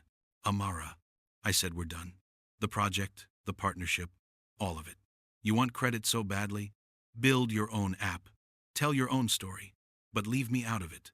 She turned and walked away, her spine rigid, her pace measured. Julian watched her go, everything inside him screaming to run after her, to apologize, to take back the cruel comparison he'd made. But his pride, that old, familiar pride, kept his feet rooted to the ground. He stood alone in the cemetery, beside the grave of a woman who'd seen him more clearly than anyone and felt the full weight of what he'd just destroyed. The partnership, the project, the first real connection he'd felt since Sophie died. All of it shattered by his inability to step aside, to be less, to choose the work over his need to be seen. Father Michael's words echoed in his memory. The day your heart stops breaking for people is the day you stop being useful to them. Julian's heart was broken, but it was broken for all the wrong reasons. Julian didn't go back to Street Augustine's that night. He couldn't face Father Michael's knowing eyes, couldn't handle the inevitable questions about where Amara was, couldn't stomach the community that had watched them build something together, only to see it implode over his pride. Instead, he walked miles of Oakland streets, through neighborhoods he'd never noticed when he had a driver, past closed shops and sleeping houses, until his feet ached and the sun started to sink toward the bay. He ended up at Lake Merritt, sitting on the same bench where he'd almost frozen to death 3 weeks ago. 3 weeks. That's all it had been. 3 weeks since Amara found him collapsing in the rain. 3 weeks since she'd pulled him into the shelter, fed him, challenged him, believed he could be something more than his worst choices. And he'd repaid her by comparing her to him, by suggesting she was using him the way he'd used her mother. The cruelty of it made him physically ill. His phone had died hours ago, no way to charge it, no one to call anyway. As darkness fell, Julian sat alone with his thoughts, and they were merciless. You had one chance to prove you'd changed, to choose something bigger than yourself. And you failed. You chose ego over impact, visibility over virtue, being right over being good. You became exactly what you swore you'd never be again. A homeless man different from the ones Julian had met at the shelter shuffled past, pushing a shopping cart filled with his possessions. He stopped beside the bench, studying Julian with eyes that had seen too much. You look like a man who's lost something, the stranger observed. Everything, Julian said. I lost everything. Everything you had, or everything you were. The question landed like a punch. Julian looked up at the man-weathered face, gray beard, clothes that had seen better years, and saw wisdom he hadn't expected. I don't know anymore. Maybe both. The man nodded slowly. I was a lawyer once. Made partner at 40. Had the corner office, the awards, the respect. Then I got sick. Nothing dramatic. Just chronic pain that wouldn't quit. Started self-medicating. Lost my license.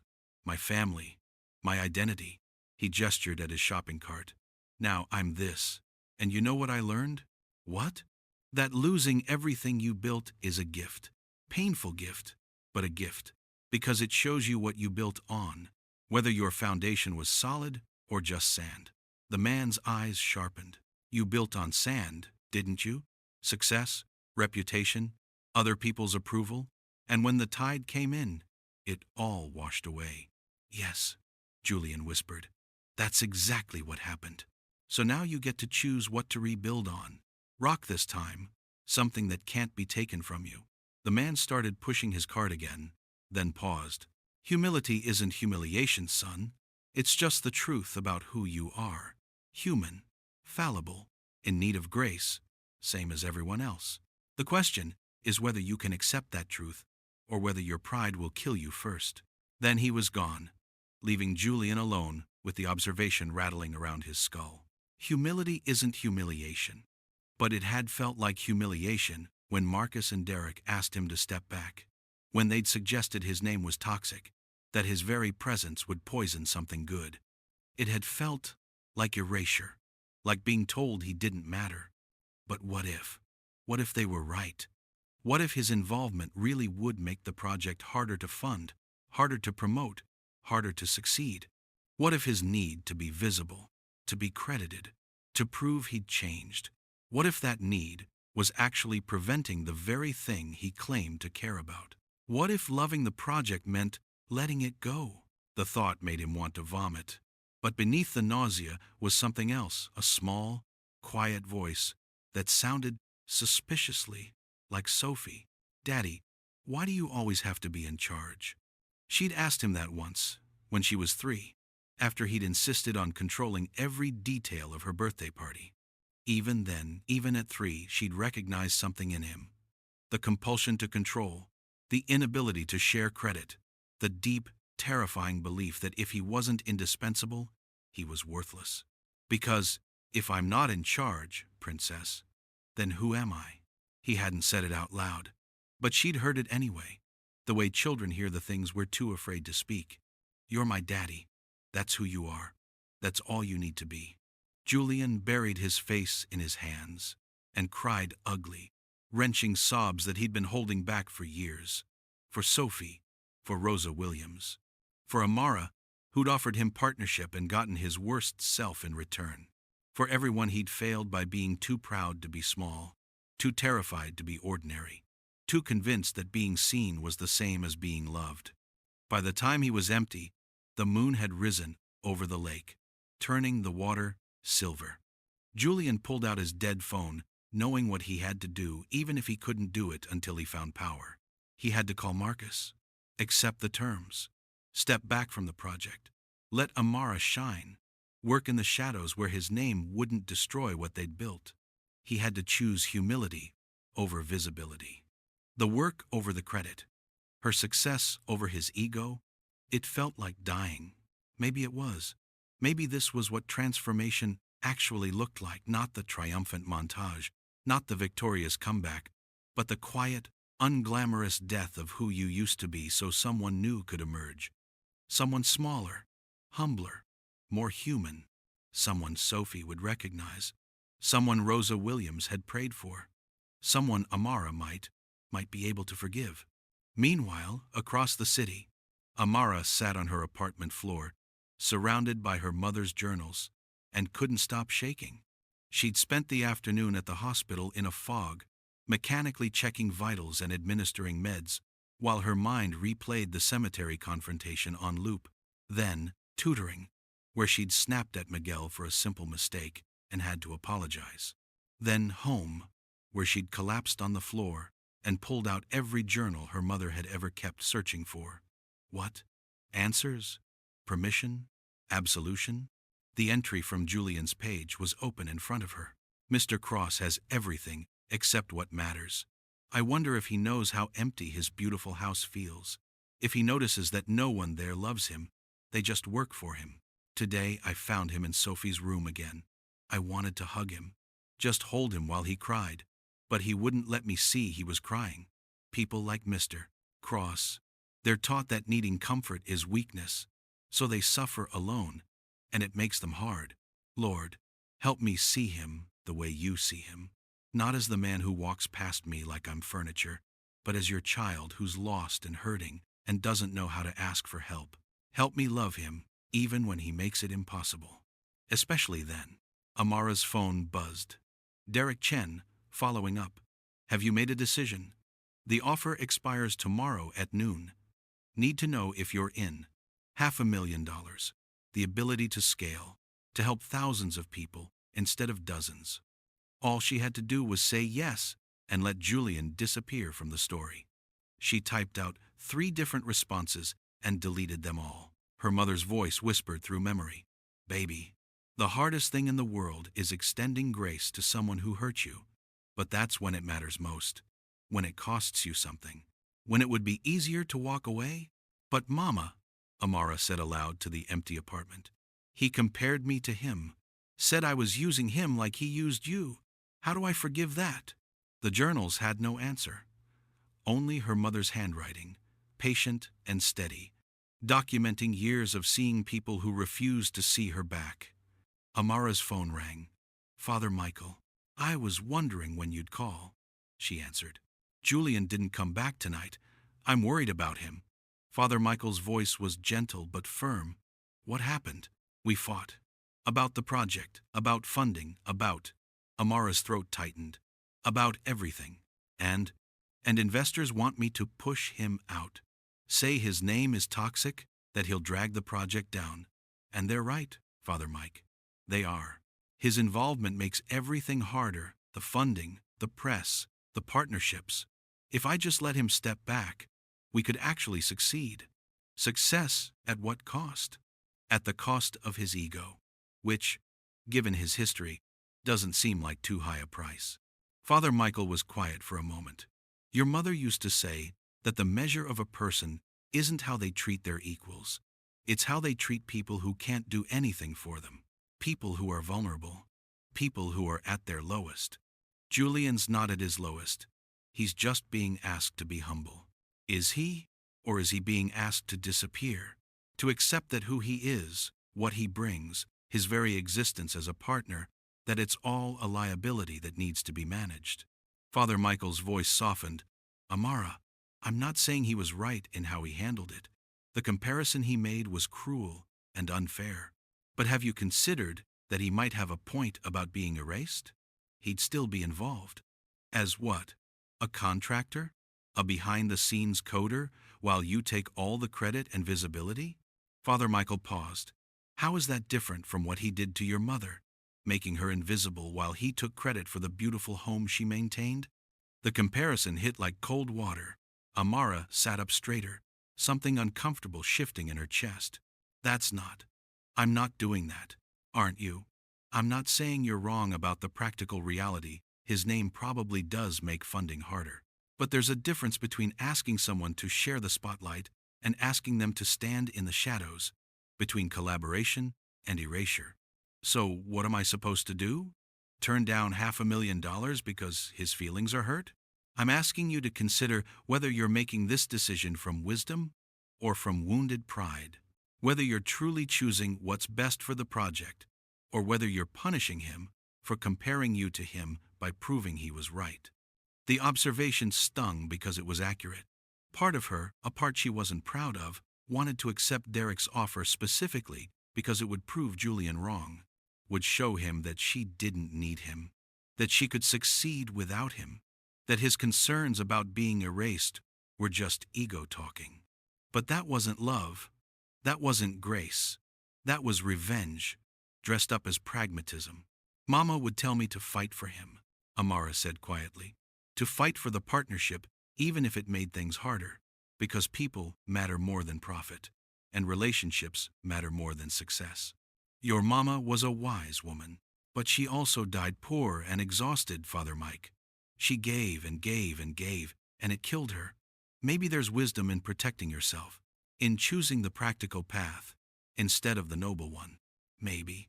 Or maybe the practical path and the noble path are the same thing, and we're just too scared to see it." Father Michael sighed. "All I know is that 3 weeks ago Julian Cross was a man who'd lost everything and didn't know how to ask for help. And you saw him, really saw him, the way your mother would have. You extended grace he didn't deserve, and it changed him, changed both of you. And then he threw it in my face. He's human, flawed, terrified of being invisible the way he made others invisible. That doesn't excuse what he said, but it explains it. The question is whether you're going to hold him to the standard of perfection or whether you're going to extend the same grace your mother extended to him for 6 years.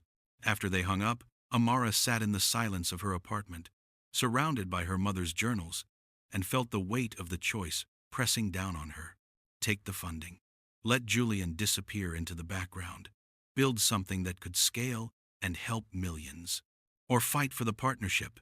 Make the funding harder, the path rockier, but honor the relationship that had started beside her mother's grave. Practical versus noble. Success versus integrity. Her future versus their future. She pulled out her phone and opened the text thread with Julian. Their last exchange had been that morning. Meet me at Mama's grave, 10 a.m. Before everything shattered, she typed, "We need to talk. Can you meet me?" The message showed as delivered, but not read. His phone was probably dead, or he was ignoring her, or he'd already left, decided she wasn't worth the fight. Amara looked at her mother's final journal entry, written the day before her stroke. "I'm tired today, body tired and soul tired. But I'm grateful too. Grateful I never stopped seeing people, never stopped caring, never stopped believing that everyone deserves to be seen and loved and fought for. Even when it costs me, especially then, because that's how God loves us. Not because we deserve it, because it's who He is. And I want to be like that.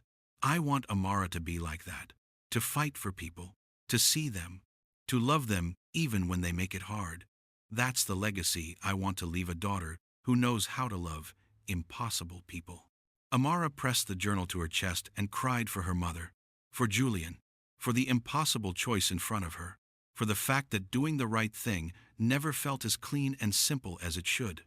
By the time she was empty, she knew what she had to do. It wasn't the practical choice. It wasn't the safe choice. But it was her mother's choice. And maybe that was the only compass that mattered. Julian found a charging station at a 24-hour diner around midnight. He ordered coffee he didn't want with money he couldn't spare and plugged in his phone, watching the battery icon slowly fill. 17 missed calls, 43 texts. Most were from journalists or people he used to know, offering support that sounded a lot like schadenfreude, but one was from Amara. "We need to talk. Can you meet me?" Sent 4 hours ago. Julian's hands shook as he typed, "Yes, when and where." 3 dots appeared, disappeared, appeared again. She was typing, erasing, typing. Finally, Street Augustines. Tomorrow morning, 8 a.m. Be there. "I will." He sat in the diner until sunrise, drinking terrible coffee and making a list of everything he needed to say. Apologies, explanations, promises he couldn't be sure he'd keep but would try his best to honor. By the time he walked to Street Augustines, the morning light was soft and golden, the kind of light that made broken things look almost beautiful. Amara was waiting on the front steps, 2 cups of coffee beside her. She looked exhausted, like she'd slept as little as he had. "Hi," Julian said, suddenly unsure of everything. "Hi." She handed him a coffee. "It's terrible, but it's hot." They sat in silence, watching the city wake up around them. A bus hissed past. Someone's car alarm went off and was silenced. The ordinary morning symphony of Oakland. "I'm sorry," they said simultaneously, then stopped, surprised. "You first," Amara said. Julian took a breath, choosing his words carefully. "I'm sorry for what I said at the cemetery. The comparison was cruel and unfair. You're nothing like I was, you see people. You honor them. You fight for them even when they don't deserve it. And I was so caught up in my own fear of being invisible that I couldn't see you were just trying to make the project succeed. And I'm sorry for asking you to disappear," Amara said. "Father Michael helped me see that there's a difference between asking someone to share the spotlight and asking them to stand in the shadows. I was so focused on the practical reality that I couldn't see I was doing to you what you did to my mother, making you invisible, taking credit for work we did together. You weren't wrong, though, about my name being toxic, about me making funding harder. Maybe, but that's not the point." Amara turned to face him fully. "The point is that 3 weeks ago, we decided to build something together, as partners, as equals. And the first time that partnership got tested, we both failed. You wanted credit more than collaboration. I wanted success more than integrity. We both forgot what we were actually building for. So what do we do now? Amara pulled out her phone, showed him Derek Chen's text. Offer expires at noon. Need your answer. I'm turning it down, she said. $500,000. Series A potential. All of it. Because it requires erasing you from the partnership. And that's not something I'm willing to do. Julian's chest constricted. Amara, you can't. That's too much money to turn down because of me. I'm not turning it down because of you.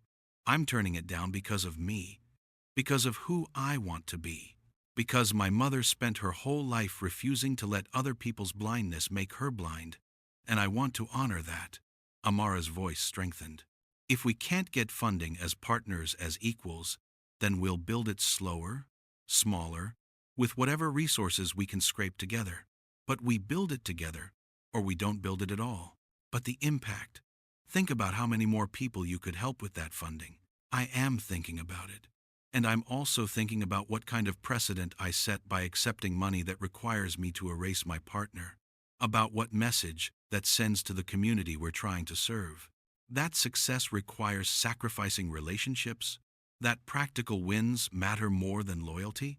That's not the legacy my mother left me, and it's not the one I want to leave. Julian felt tears burning his eyes again. I don't deserve you. I don't deserve this. Nobody deserves anything. Remember? We're all just people trying to survive, trying to be better than we were yesterday. Amara took his hand. But here's the thing, I called Marcus Wu this morning. Your friend from Stanford. Julian's eyebrows rose. You did? I told him we were a package deal. Both of us as partners. Equal billing, equal visibility, or no deal at all. And I told him exactly why, because this project was built on my mother's belief that everyone deserves to be seen, including you. Especially you. She squeezed his hand.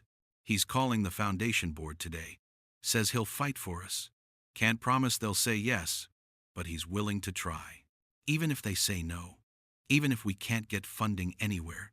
You're still choosing partnership over success? I'm choosing integrity over expedience. There's a difference. Amara smiled, tired but genuine. Besides, who says we can't have both? Maybe there are investors who'll value authentic partnership. Maybe it'll take longer to find them. But I'd rather build something slowly with you than build something fast without you. Julian couldn't speak, couldn't find words adequate to the moment, so instead, he pulled her into a hug, desperate and grateful and terrified and hopeful all at once. She hugged him back, and for the first time since the cemetery fight, Julian felt like he could breathe. Thank you, he whispered into her hair, for fighting for me, for seeing me, for not giving up. That's what partners do, Amara said simply. We fight for each other, even when it's hard, especially then. They pulled apart, and Julian wiped his eyes roughly. I talked to Marcus yesterday, before your text. I was going to accept his terms, step back, let you be the face of it, work in the shadows. I was ready to choose the project over my ego. What changed your mind? You did. Your text. The fact that you wanted to talk, instead of just accepting Derek's offer and moving on without me. You fought for the partnership even when I'd given you every reason to walk away. Julian held her gaze. And I realized that's what love looks like. Not romance, though, maybe that too, eventually. But the kind of love that says, you matter, even when you're difficult. Especially then. That's exactly what love looks like, Amara agreed. Mama taught me that. Took me a while to learn it, but I got there. Julian's phone buzzed. Marcus Wu. Board meeting in an hour. They want to hear from both of you. Can you be on Zoom at 9 a.m.? He showed Amara the text. She grinned the first real, unguarded smile he'd seen from her in days. Guess we better figure out our pitch, she said. Together. Together, Julian echoed. And for the first time since his empire crumbled, since he lost everything and ended up on the street, since Amara found him in that library and offered grace he hadn't earned for the first time, Julian felt like he was exactly where he was supposed to be. Not in a penthouse, not on a magazine cover, but on a shelter's front steps, drinking terrible coffee with someone who'd chosen him, even when choosing him made everything harder. Someone who'd fought for partnership when the world said erasure was easier. Someone who'd learned from her mother how to see people really see them and had decided he was worth seeing. They had an hour to prepare, an hour to craft a pitch that might save their project or might fail spectacularly. But they had each other, and maybe, just maybe, that was enough. The Zoom call started at 9:03 a.m. Julian and Amara sat side by side in Father Michael's cramped office, sharing the screen of the shelter's ancient computer, their shoulders touching in the small space. The foundation board appeared in Brady Bunch squares, 5 faces, mostly white, mostly older, the kind of people who'd seen 1,000 pitches and funded maybe one. Marcus Wu anchored the top left corner, offering them an encouraging nod. "Good morning," said the woman in the center square, Dr. Patricia Morrison, Foundation President, according to the name card visible behind her. "Marcus has told us quite a bit about your project. We're intrigued, but we have concerns, significant concerns about the optics, the sustainability, and frankly, about Mr. Cross's involvement given recent events." Julian felt Amara stiffen beside him. He touched her knee lightly. "I've got this." "Dr. Morrison, board members, thank you for your time," Julian began, his voice steady despite the anxiety thrumming through his veins. "I understand your concerns. My name has been in the news for all the wrong reasons. Bankruptcy, lawsuits, failure on a spectacular scale. I'm not here to make excuses for any of that. I made choices, bad choices, that hurt people and destroyed what I'd built." He paused, gathering himself. "But that failure taught me something I couldn't have learned any other way. It taught me what matters. Not exits and acquisitions and Forbes lists, but seeing people, really seeing them. Building things that serve communities instead of just extracting value from them." "That's a lovely sentiment," another board member, Thomas Chen, according to his nameplate, interrupted. "But sentiment doesn't build sustainable technology. What makes you think this project will succeed where Crosstech failed?" "Because Crosstech was built on sand," Julian said simply. "On ego and competition and the belief that dominating markets was the same as creating value. This project is built on something else entirely. On partnership. On listening to the community we're trying to serve. On making technology that amplifies people's dignity instead of treating them like data points." "And what's your role in this partnership?" Dr. Morrison asked, her tone neutral but sharp. "We're investing in Amara's vision, her connection to the community. We're less clear on what you bring besides technical skills we could hire anywhere." Julian felt the old defensiveness rising, the impulse to list his credentials, his achievements, everything that made him valuable. But he caught Amara's eye, saw her slight nod, and took a different path. "You're right," he said. "My technical skills are replaceable. Any decent developer could build what we're building.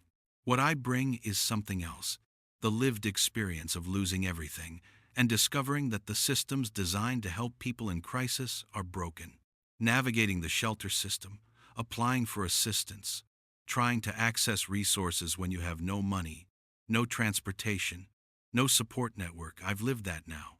And that perspective, combined with Amara's deep community connections and her mother's legacy of service, creates something neither of us could build alone." "Your mother," Dr. Morrison said, turning her attention to Amara. "Marcus mentioned she was a housekeeper, that she worked for Mr. Cross, in fact." "For 6 years, Amara confirmed, Tuesday and Friday mornings. And he never once asked her name." The board members' expressions shifted: surprise, discomfort, judgment. "So, help me understand," Dr. Morrison continued. "Why would you partner with someone who treated your mother as invisible?"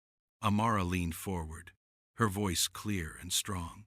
"Because my mother taught me that people can change, that transformation is possible if someone's willing to do the work. And Julian has done the work. Not perfectly. We had a massive fight 2 days ago that almost destroyed our partnership. He said things that hurt. I said things that hurt worse. But we came back to the table. We chose each other, chose the work, chose to keep trying, even when it would have been easier to walk away." She pulled up a document on screen, their project roadmap, meticulously detailed.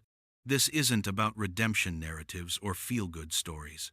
It's about building technology that actually serves people in crisis. We've spent 3 weeks at Street Augustine's, interviewing clients, mapping their needs, understanding where existing systems fail them. We have a working prototype that solves real problems. And we have a partnership built on mutual respect, honest conflict resolution, and a shared commitment to community-driven design. The markets you're targeting, Thomas Chen interjected, traditionally have low margins, difficulty scaling, high operational costs. How do you plan to make this financially sustainable? Julian pulled up the financial models they'd built at 2 a.m., running on coffee and determination. We're not chasing unicorn valuations. We're building a sustainable social enterprise B Corp structure, mission-locked. Revenue comes from 3 streams. Licensing fees from government agencies and large nonprofits who can afford to pay, grants and foundation funding for continued development, and premium features for corporate clients who want to offer this as an employee benefit. The free tier serves everyone in crisis, Amara added. No paywalls, no ads, no data harvesting, but organizations that want white label versions, advanced analytics, or integration with their existing systems, they pay. That revenue subsidizes free access for the people who need it most. It's a model that prioritizes sustainability over explosive growth, Julian continued. We're not promising 10x returns in 3 years. We're promising steady, mission-aligned growth that serves communities while building a viable business. Dr. Morrison studied them through the screen, her expression unreadable. And what happens when you two fight again? When the partnership gets tested? These founder conflicts destroy companies all the time. Then we'll work through it, Amara said simply. Like we did this week, with honesty, with humility, with the commitment to choose the work over our egos. That's what my mother would do. That's what we're learning to do. Imperfectly, Julian added. We're learning imperfectly, but we're learning. Silence stretched across the Zoom call. The board members exchanged glances, private messages probably flying in sidebar chats. Marcus gave them a subtle thumbs up off camera. Finally, Dr. Morrison spoke. Marcus, can you give us the room? Julian, Amara, we'll call you back in 15 minutes with our decision. The screen went black. Julian and Amara sat in the sudden silence of the office, neither daring to speak. Through the walls, they could hear the shelter's morning sounds, breakfast being served, children laughing, Father Michael's gentle voice talking someone through a crisis. Whatever happens, Amara said quietly, I'm glad we did this. Together. Me too. Even if they say no, even if we have to build this with duct tape and prayer, it was worth fighting for the partnership. Julian took her hand, threaded his fingers through hers. 3 weeks ago, I was sleeping on a park bench, convinced my life was over. And now I'm sitting here with someone who really sees me building something that might actually matter, that might help people the way your mother helped people. However this call goes, you've already given me something I thought I'd lost forever. What? Purpose, connection, hope, a reason to wake up that's bigger than just surviving another day. Julian's voice thickened. You gave me my humanity back, and I'm going to spend the rest of my life trying to deserve that gift. You don't have to deserve it. You just have to honor it. By staying humble, staying open, staying human even when it's hard. Especially when it's hard, Julian echoed. The computer chimed. Incoming call from Marcus Wu. They answered together, hands still clasped under the desk. The board was back in their squares, and something in Dr. Morrison's expression had softened.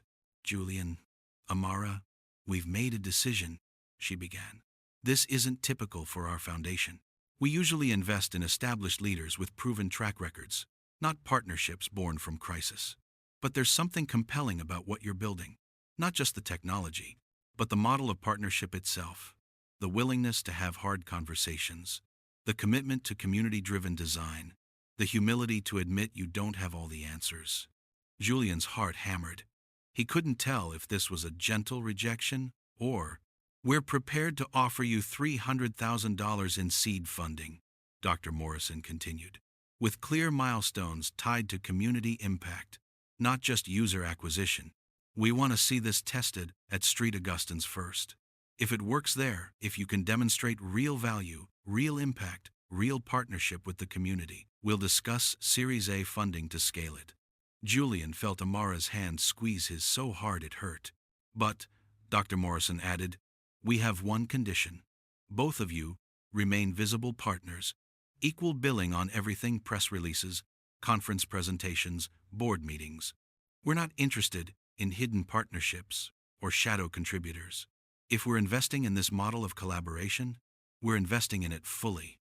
We want you to succeed together, Marcus added, grinning now, or fail together.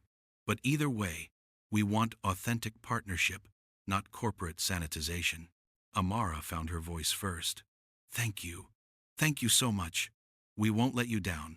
We'll make you proud, Julian managed. Of the work, of the impact, of the partnership, all of it. After the call ended, after the thank yous and the logistics discussions and the promises to send paperwork, Julian and Amara sat in the silent office and just breathed. $300,000. Real funding. A real chance to build something that mattered. Together. We did it, Amara whispered. Mama, we actually did it. Julian pulled her into a hug, and this time neither of them tried to stop the tears. Relief, joy, gratitude, the overwhelming sense of having been given a second chance they'd almost thrown away through pride and fear. Father Michael appeared in the doorway, took one look at them, and smiled. I take it the call went well? They funded us, Amara said through tears. $300,000. They funded us. Of course they did. I never doubted. Father Michael pulled them both into his arms, his embrace solid and grounding. Your mother would be so proud, Amara. Both of you honored her legacy. You fought for each other. You chose partnership over expedience. That's exactly what she taught you to do. 3 months later, the launch event for Bridge Connect happened at Street Augustins on a Saturday afternoon in February. The common room was packed with people, shelter residents, board members, local politicians, journalists, and representatives from 20 other Bay Area nonprofits who'd heard about the pilot and wanted in. Julian stood at the back, watching Amara present the keynote. She was radiant in her mother's church dress, the nice one Rosa had worn to special occasions, the one that still smelled faintly of her perfume. Amara had altered it to fit, carried her mother's presence into this moment. 3 months ago, Amara told the crowd, my mother's former employer and I sat in this room and decided to build something together. Not just an app, but a model of partnership, of seeing each other across divides class, race, history, and choosing to build anyway. She gestured to the screen behind her, showing the interface they'd designed. Clean, simple, dignified, everything they'd promised. Bridge Connect has served 847 people in its pilot phase, connected them to jobs, housing, health care, legal aid, mental health services, but more importantly, it's treated them as human beings. No case numbers, no repeated trauma narratives, no hoops to jump through just to prove you're desperate enough to deserve help. The crowd applauded. Dorothy, who'd been one of their first and most vocal beta testers, whooped from her seat. But this project isn't just mine, Amara continued. It's ours, built by a partnership that almost failed a dozen times because we're human, we're flawed, we carry our histories with us. Julian Cross, will you come up here? Julian's pulse kicked, but he made his way to the front. The room's eyes tracked him, some curious, some judgmental, some genuinely warm. Julian and I represent something that shouldn't work, Amara said, her hand finding his. A billionaire who lost everything, and the daughter of his housekeeper who he never saw. But my mother saw him. She prayed for him every day for 6 years, even when he walked past her like she was invisible. And those prayers didn't go unanswered. They just took a while to manifest. She turned to him, her eyes bright. 3 months ago, you were sleeping on a park bench. Now, you're my partner, my friend. Someone who's learned to see people, to value them, to build for them instead of over them. You've honored my mother's faith in you. And I'm grateful, so grateful, that you didn't give up when it would have been easier to walk away. Julian couldn't speak, could barely breathe. So instead, he turned to the crowd. Rosa Williams cleaned my house for 6 years, he said, his voice carrying across the room. And I never once thanked her. Never asked about her day, her life, her daughter who's standing beside me. I walked past her like she was furniture, and in doing so, I lost the chance to know someone remarkable. He pulled a small photograph from his pocket, one Amara had given him, of Rosa at Christmas, wearing the dress her daughter wore now. But she didn't give up on me. She prayed for me. She saw something in me I'd buried so deep I'd forgotten it existed. And her daughter, his voice broke, her daughter extended the same grace, even when I didn't deserve it, especially then. He looked at Amara. This project is dedicated to Rosa Williams and to my daughter Sophie, 2 people who understood that being human means seeing each other, really seeing each other, and helping, even when it's hard, especially when it's hard. The room erupted in applause. People stood. Some were crying. Father Michael, in the front row, beamed like a proud father. After the presentation, after the networking and the demo stations and the interviews with local news crews, Julian found himself in the courtyard where he and Amara had planned this 3 months ago. The string lights still hung overhead, now accompanied by paper lanterns that Dorothy had helped make. Music drifted from inside. Someone had brought a speaker, and people were celebrating. Hey, Amara appeared beside him, 2 cups of punch in hand. Hiding from your admirers? Processing. Julian accepted the cup. 3 months ago, I was nobody. Now I'm a social impact entrepreneur. It's weird. Get used to it. TechCrunch wants an interview. So does NPR. Apparently, we're the feel-good story Silicon Valley needs right now. How do you feel about that? Being the story? Amara considered the question seriously. Weird? Proud? Scared we'll mess it up? But mostly grateful that we get to tell Mama's story. That her life, her prayers, her faith, it all meant something. It built something that outlasted her. They stood in comfortable silence, watching through the windows as their community celebrated. Can I tell you something? Julian said. Something I've been too scared to say? Always. I'm falling in love with you. The confession came out quietly, but sure. Not because you saved me, though you did. Not because we're partners, though we are. But because you see me, all of me, the good and the terrible and the still figuring it out, and you choose me anyway. You fight for me even when I'm difficult. And that's what I've been looking for my whole life without knowing it. Amara set down her cup carefully, turned to face him fully. Julian Cross, are you trying to tell me that the man who walked past my mother for 6 years has feelings for me? Yes. I know it's complicated. I know the history makes it weird. I know we should probably keep it professional. She kissed him, soft, tentative, but intentional. Her hands came up to cup his face, and Julian felt something inside him that had been frozen for years finally thaw. When they pulled apart, Amara was smiling. I'm falling in love with you too. Have been for a while. Tried to fight it because of the history, the complications. The fact that we're business partners and mixing romance with business is generally a terrible idea. Terrible idea, Julian agreed, pulling her closer. The worst. Should we not do this? Oh, we're absolutely doing this, Amara laughed, the sound pure joy. But we're doing it right. Communication, boundaries, therapy, probably.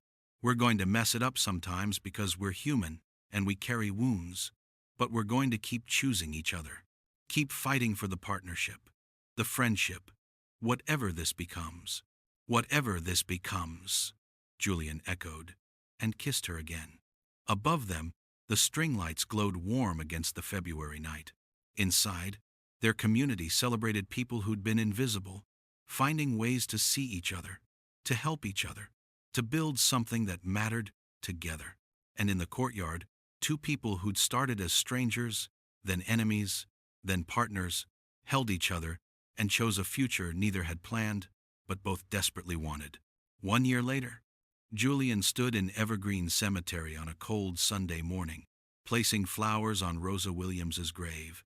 White roses her favorite, according to Amara. "Hi, Mrs. Williams," he said softly. "It's me, Julian. I know you probably never thought I'd be here talking to you, but here we are." He settled on the grass, not caring about his jeans getting wet. "I wanted to tell you what your prayers built. Bridge Connect is in 40 cities now. We've served over 10,000 people, connected them to jobs, housing, healthcare. But more than that, we've treated them like humans, like you treated me, even when I didn't see it." A breeze rustled through the oak trees. Julian continued. "Your daughter is remarkable, but you knew that. She's everything you taught her, to be strong, compassionate, fierce when it matters. She fights for people, sees them, loves them even when they're difficult." He paused, emotion thickening his voice. "She's teaching me to do the same. Every day, I learn from her how to be more human, how to see people, really see them. It's the hardest thing I've ever done, and the most important." He touched the headstone gently. "I wish I'd known you, really known you. Wish I'd said thank you for the thousands of mornings you made my life livable. Wish I'd asked about your day, your dreams, your daughter. But you saw me anyway. You prayed for me anyway. And those prayers," Julian's voice broke, "those prayers changed everything. Changed me. She can hear you, you know." Julian turned. Amara stood a few feet away, 2 cups of coffee in her hands, wearing her mother's cross necklace like she always did. "How long have you been there?" he asked. "Long enough." She sat beside him, handed him a coffee. She would have loved this. You, talking to her, finally seeing her. "I'm sorry it took losing everything for me to get here. Maybe that's how transformation works. We don't change when things are easy. We change when we're broken open, when we have no choice but to see clearly." Amara leaned her head on his shoulder. "You're not the same man who walked past my mother. You've become someone she'd be proud of. Someone she'd smile at and say, 'See, I told you there was light in there.'" Julian wrapped his arm around her, pulling her close. "We're getting married next month. Is that a proposal or a statement of fact?" "Both?" He pulled out a simple ring, not expensive, but carefully chosen. "Amara Williams, will you marry me? Will you keep fighting for me when I'm difficult? Keep teaching me to be human? Keep building this impossible life we've stumbled into?" Amara's eyes filled with tears. "Yes, obviously yes. But can we do it here, with Mama as our witness? I wouldn't want it any other way." They sat beside Rosa Williams's grave as the morning sun broke through the clouds, warming the cemetery, turning everything golden. 2 people who shouldn't have worked, building a future on the foundation of grace extended, prayers answered, and the simple, revolutionary act of seeing each other. Really seeing each other. So here's my question for you. When's the last time you really saw someone? Not just looked at them, but saw their humanity, their struggle, their light. And who in your life saw you when you needed it most? Drop their name in the comments. Let's honor the people who refuse to let us be invisible. Because that's what love is, seeing people and choosing them anyway, especially when it's hard. 5 years after Julian Cross collapsed on a sidewalk in Oakland, Bridge Connect was operating in 200 cities across the country. The app had evolved beyond their original vision: peer support networks, job training modules, mental health resources, even a feature that connected people in crisis with volunteer angels who'd been through similar struggles and could offer guidance. But the core remained the same: treating people in need as humans, not case numbers, seeing them, really seeing them. Julian and Amara ran the company from a modest office in downtown Oakland, a few blocks from Street Augustine's. They'd had 2 children, Sophie Rosa Cross, named for both their mothers, and Michael Cross, named for the man who'd sheltered Julian when he had nowhere else to go. Father Michael had officiated their wedding. Dorothy had been a bridesmaid, her 3 voices all singing in the choir. On Friday mornings, Julian volunteered at Street Augustine's, cleaning the common room, organizing donations, doing the humble work his pride used to consider beneath him. It was his favorite part of the week, and every Sunday, Without fail, he and Amara took the kids to Evergreen Cemetery, placed flowers on Rosa Williams's grave, told her about their week, their struggles, their victories. "Your granddaughter asked about you today," Amara would say. "Wanted to know why we named her after you. I told her you were the bravest person I ever knew, that you saw light in people even when they'd forgotten it was there. We're teaching them to see people," Julian would add. "Really see them. The way you saw me. The way you taught Amara to see me. It's our family legacy now, Williams and Cross, learning to be human together." Because that's what Rosa Williams's prayers had built. Not just an app or a company or a love story, though it was all those things. They'd built a family that understood the revolutionary power of seeing each other, of extending grace to the undeserving, of believing that people can change, can heal, can become someone their younger selves wouldn't recognize. Julian Cross had lost everything: his empire, his wealth, his carefully constructed identity. And in losing it all, he'd found what actually mattered. Not success, not fame, not the validation of strangers, but being seen, being known, being loved, not despite his flaws, but through them, being human. Finally, impossibly, blessedly human. Thank you for watching this story to the end. If you enjoyed this story, you will surely love the next one. It's as crazier and more intriguing as can ever imagine. So do check it out. Click on the image showing on your screen right now to watch the next one.